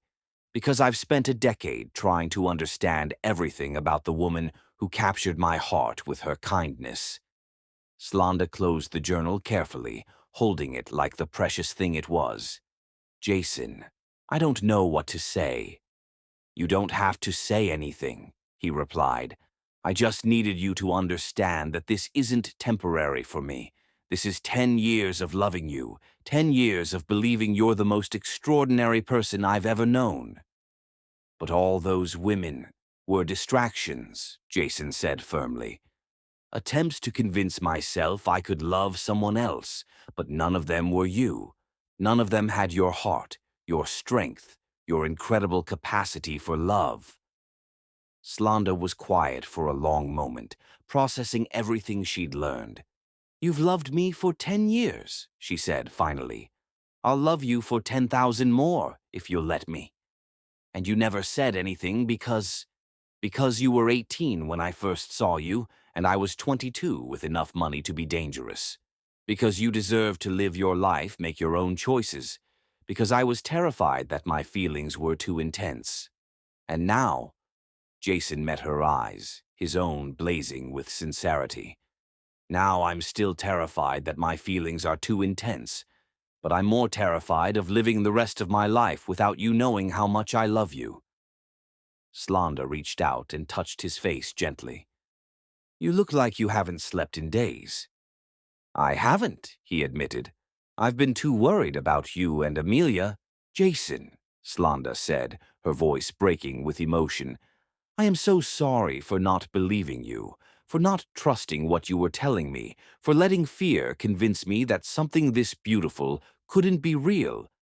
You don't have anything to apologize for, Jason said immediately. You were protecting yourself and Amelia the only way you knew how. But I hurt you. I hurt the man who has loved me for 10 years. You were worth the hurt, Jason said simply. You're worth everything. Slanda looked at this man who had loved her from afar for a decade, who had documented her life like it mattered, who had spent years trying to become worthy of her when she'd never felt worthy of much at all. I love you too, she whispered. Jason's breath caught. What? I love you too, Slanda said more clearly. I think I've been falling in love with you since that day in the storm, but I was too scared to admit it. Slanda, I love how gentle you are with Amelia. I love how you remember everyone's stories at the community center. I love how you've never once made me feel like I needed to be different to deserve your attention. Jason's eyes filled with tears. You love me? I love you, Slanda confirmed. I love your journal and your 10 years of patience. I love that you see me as someone worth loving. I love that you never gave up, even when I was too afraid to believe. Jason reached for her then, pulling her into his arms with a desperation that spoke of 10 years of waiting, weeks of separation, and the overwhelming relief of finally being able to hold the woman he loved. I love you so much, he whispered against her hair. I have loved you for so long. I'm sorry it took me so long to catch up, Slanda replied, holding him just as tightly. They held each other on that small couch in her tiny apartment, surrounded by the evidence of their very different lives, but united by a love that had been 10 years in the making. And for the first time in either of their lives, they both felt completely, perfectly home. Chapter 9. Breaking Barriers. The morning light filtering through Slanda's apartment windows felt different, warmer, more hopeful. Jason had spent the night on her couch, and she'd woken several times just to make sure he was really there, that the previous evening's revelations hadn't been some elaborate dream. Now, as she quietly made coffee, Slanda watched Jason sleep and tried to process everything that had changed. This man had loved her for 10 years. 10 years of watching, waiting, hoping, and believing in something she'd never even dared to imagine. Mama, Amelia's sleepy voice came from behind her. Is Mr. Jason still here? Yes, baby, Slanda said softly. He slept on our couch last night. Good, Amelia said with 6-year-old certainty. I like when he's here. The apartment feels happier. When Jason woke, it was to the sound of Amelia's giggling and the smell of bacon cooking. For a moment, he lay still, allowing himself to believe that this was his life, waking up to the sounds of the two people he loved most. Good morning, Slanda said when she noticed he was awake. Her voice was soft, uncertain, like she wasn't quite sure how to navigate this new territory. Good morning, Jason replied, sitting up and running a hand through his disheveled hair. Actually, Slanda interrupted, setting a cup of coffee in front of him, I called in for both of us. I told Martha we needed a personal day to work through some things. Mr. Jason, Amelia said, climbing up beside him, Mama made your coffee the way you like it, with 2 sugars and cream. Jason looked at Slanda in surprise. How did you know how I take my coffee? I pay attention too, Slanda said quietly, a faint blush coloring her cheeks. Maybe not for 10 years, but I've been watching you for the past few months. They spent the morning talking, really talking, for the first time without walls or fears between them. Jason told her about his lonely childhood, his struggle to find meaning in wealth. Slanda shared her fears about being abandoned, her guilt over sometimes resenting single motherhood, her dreams for Amelia's future. I want to show you something, Slanda said around noon, disappearing into her bedroom and returning with a small wooden box. Letters I wrote but never sent, Slanda admitted, opening the box to reveal dozens of folded papers. I started writing them about a month after I started working at the foundation. She pulled out one of the letters, unfolding it carefully. Dear Jason, I don't know why I'm writing this, since I'll never have the courage to give it to you. But working with you these past few weeks has been confusing. You're nothing like what I expected. You're kind and genuine, and you treat everyone like they matter, including me. I catch myself wondering what it would be like if someone like you could actually care about someone like me. But that's impossible, isn't it? Still, I wanted to write it down, just once, that you make me believe in goodness again. Forever grateful, Slanda. Jason's hands trembled as he read, You wrote to me. Dozens of times, Slanda admitted. Whenever I was confused or scared, writing to you helped me understand what I was feeling. Jason pulled out another letter, this one more recent. Dear Jason, I know I've been pulling away from you, and I know you're hurt.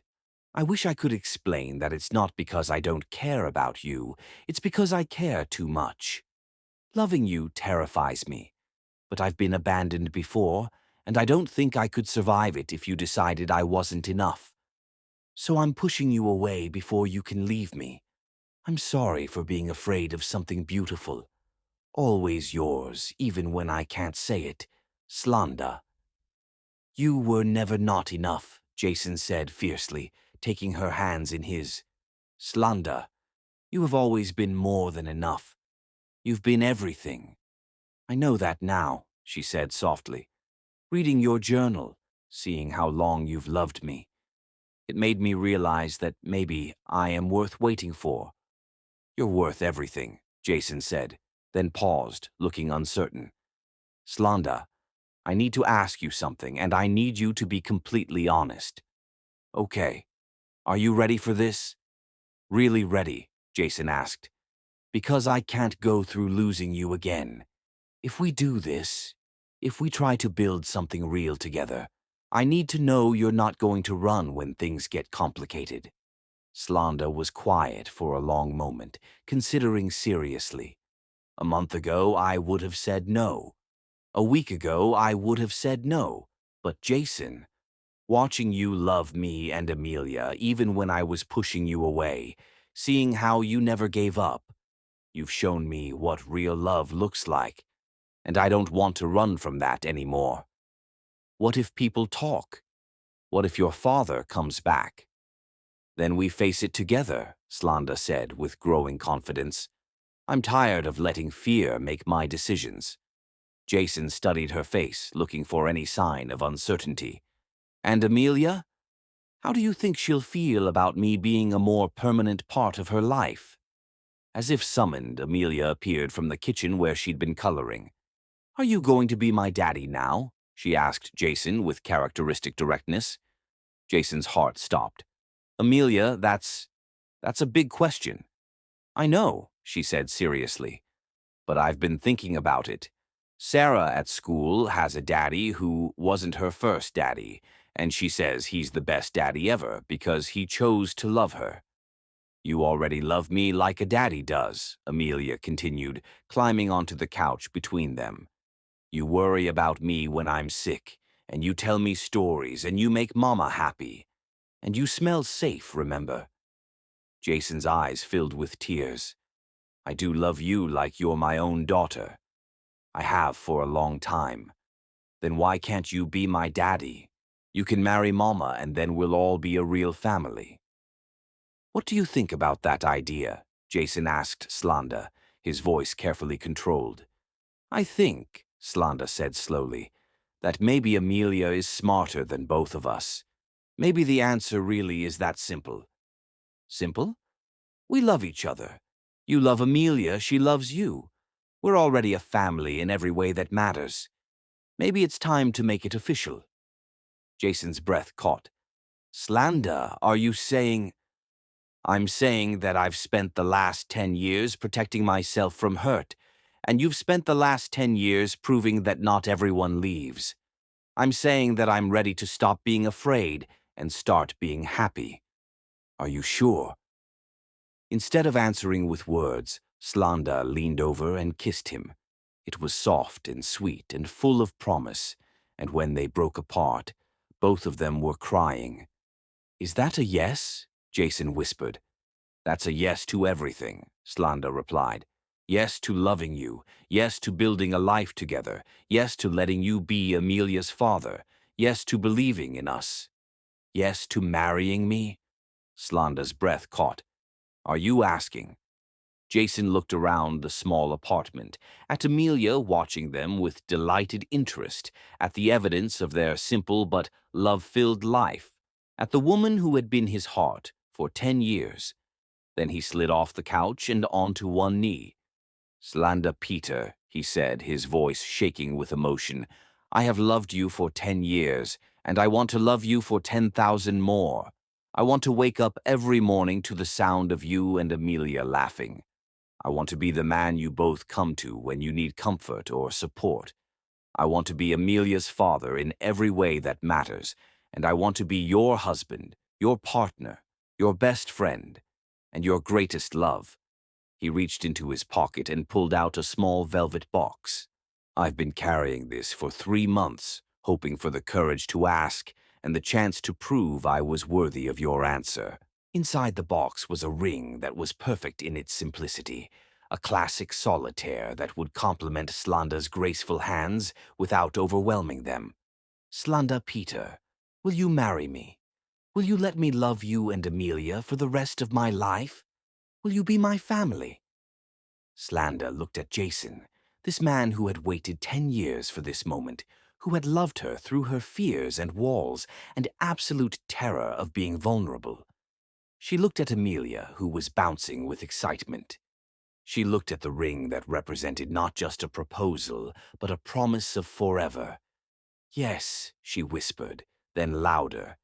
Yes, Jason Cloward, I will marry you. We will be your family, and you will be ours. As Jason slipped the ring onto her finger with shaking hands, Amelia cheered loudly enough for the neighbors to hear. We're getting married, she announced to no one in particular. Mr. Jason is going to be my daddy and Mama's husband, and we're going to be the happiest family ever. Jason stood and wrapped both Slanda and Amelia in his arms, holding his family, his real, chosen, forever family, as tightly as he could. I love you both so much, he whispered. We love you too, Daddy, Amelia said, trying out the word and giggling when it made Jason cry harder. As they stood there in that small apartment, surrounded by the evidence of a life built on love rather than money, all three of them understood that they had found something more precious than any treasure. They had found each other. And this time, no one was going anywhere. Chapter 10. Forever begins now. Present day, the wedding day. The morning sun streamed through the windows of the bridal suite at the chapel Jason had built on the community center grounds, casting everything in golden light. Slanda stood before the mirror in her flowing ivory dress, her hands trembling not with fear, but with overwhelming joy. Mama, you're glowing, Amelia said from beside her, adjusting the delicate veil that had belonged to Slanda's mother. At 8 years old, Amelia had grown into a confident, joyful child who referred to Jason as Daddy, like he'd always been part of their lives. That's because I'm happy, baby girl, Slanda replied, smoothing down her daughter's pale yellow flower girl dress. Happier than I ever thought possible. Daddy's probably crying already. Amelia observed with 8-year-old wisdom. He cried yesterday at rehearsal, and he cried this morning when he saw the flowers. Slanda laughed, the sound bright and musical. In the years since Jason's proposal, she'd watched him cry happy tears more often than she'd seen some people smile. Every milestone, every small moment seemed to overwhelm him with gratitude. Martha, the community center director, knocked softly on the door. "There's something here for you, dear," she said, entering with sunflowers and a note. Slanda's heart skipped as she recognized Jason's handwriting. "My beloved, today I marry my past, my present, and my future. You are every prayer I never knew how to pray. 10 years ago, I fell in love with your kindness. Today, I promise to spend my life being worthy of your heart. Forever yours, Jason."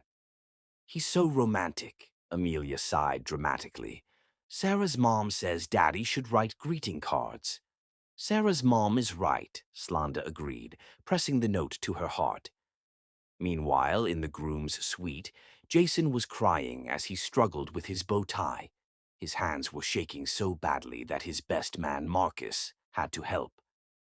"You need to breathe, man," Marcus said with fond exasperation. "You're marrying the woman you've loved for 11 years.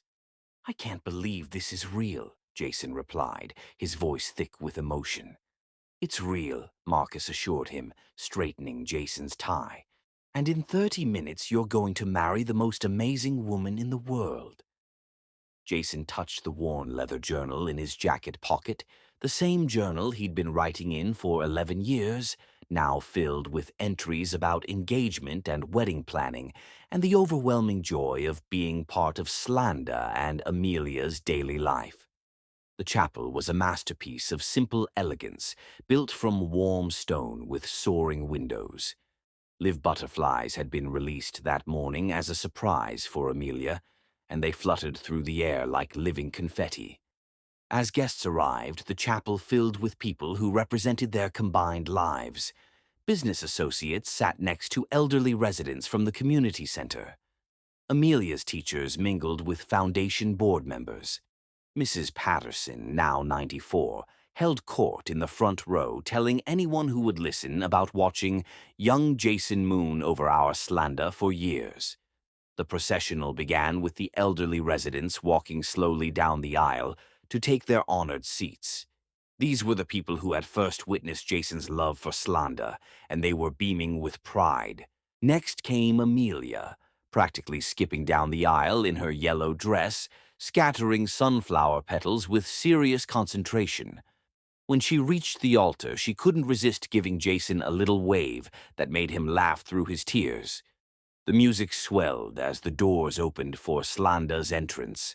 Jason's breath caught as she appeared, walking alone by choice, strong and independent as always, but no longer afraid to be vulnerable.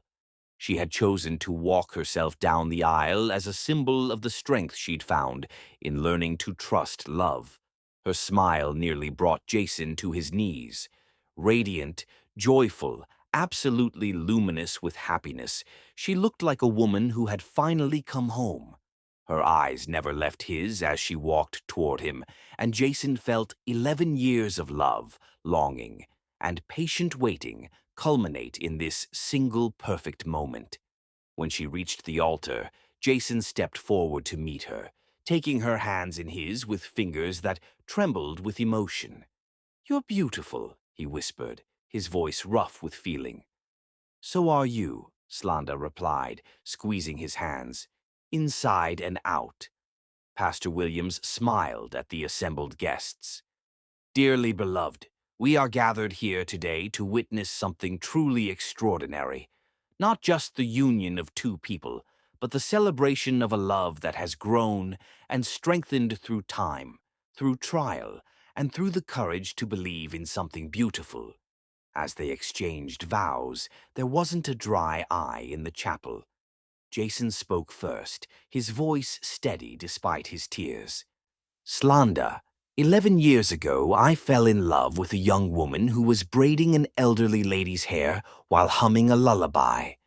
I fell in love with your kindness, your strength, your generous heart. I've loved you through seasons of watching from afar, through the joy of finally knowing you, through the pain of almost losing you, and through the incredible blessing of building a life together." He paused to look at Amelia, who was beaming. "I promise to love you and Amelia with everything I have for all the days of my life. I promise to be the father she deserves and the husband you need. I promise to see you, really see you every day, and to never take for granted the miracle of being loved by you." Slanda's vows were equally powerful. "Jason, you saw me when I was invisible, valued me when I felt worthless, waited for me when I needed to find myself, and loved me when I forgot how to love myself. You taught me that some people really do stay, that love doesn't always come with conditions, and that I am worthy of being cherished." She looked at their joined hands, then back into his eyes. "I promise to trust your heart, to believe in your love even when fear whispers lies. I promise to be your partner in building something beautiful together, not just for us, but for everyone whose lives we can touch. Today I choose to build a future where love isn't something to fear, but something to celebrate." When Pastor Williams pronounced them husband and wife, Jason cupped Slanda's face in his hands and kissed her with 11 years of love behind it. The kiss was soft, reverent, full of promises and dreams and the overwhelming joy of two hearts finally beating in perfect synchrony. When they broke apart, Amelia cheered loudly. "They did it! They're married. We're a real family now," making everyone laugh through their tears. The reception in the community center garden was perfect. Long tables under string lights, comfort food from local restaurants, and cake from the same bakery that had made Mrs. Patterson's birthday cake. But it was Jason's surprise that truly captured the spirit of their love. "Before we dance," Jason announced, "I want to share something with all of you. When I first fell in love with Slanda, I watched her love and care for the residents of this community center with such grace. Today, I want to honor that by announcing the establishment of the Slanda Cloward Foundation for Community Care." He turned to his stunned bride. "This foundation will provide support for single mothers, funding for community centers, and resources for elderly care programs. It will be run by someone who understands what it means to serve others. My wife." Slanda gasped, tears streaming down her face. "Jason, you can't just—" "I can and I did," he said with a grin, spinning her around as she laughed with pure joy. "You taught me that the greatest wealth is love shared. Now we can share it together." As the evening continued, Jason had all the elderly residents share their favorite memories of Slanda's kindness.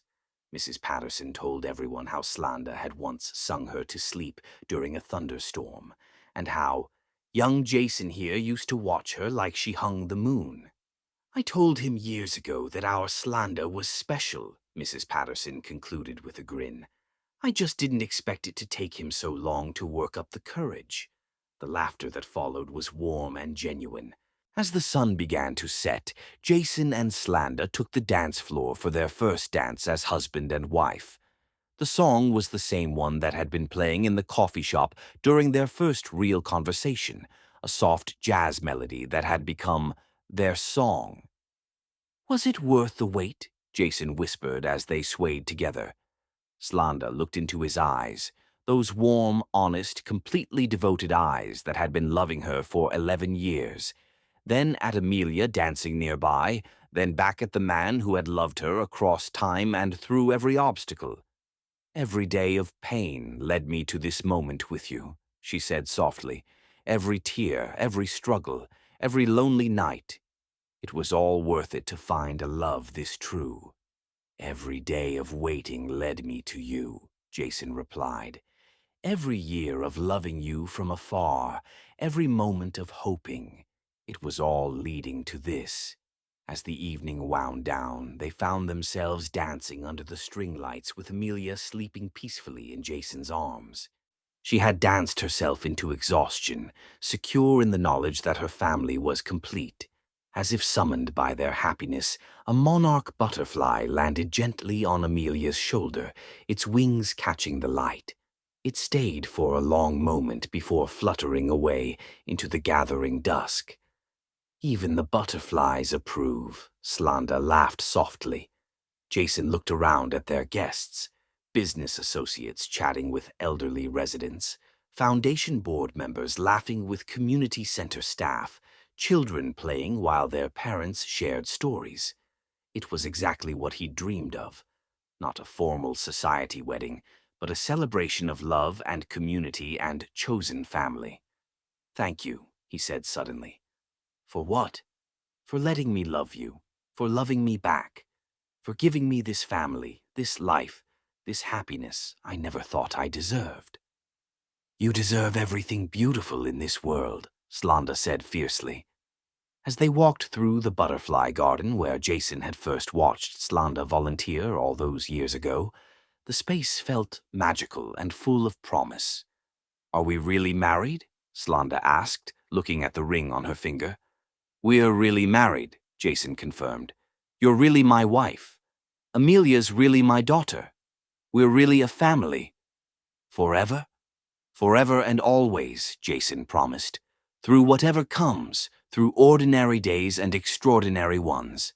Forever and always." Standing there in the garden where their love story had begun, Jason whispered the words he'd written in his very first journal entry. "Today I met an angel who doesn't know she has wings. Someday I'll tell her how beautiful she looks when she flies." "What did you say?" Slanda asked softly. "Just that you're beautiful when you fly," Jason replied, "and that I love watching you soar." They walked toward their family SUV and toward the life they were building together. A life that honored both of their journeys and created something entirely new and beautiful.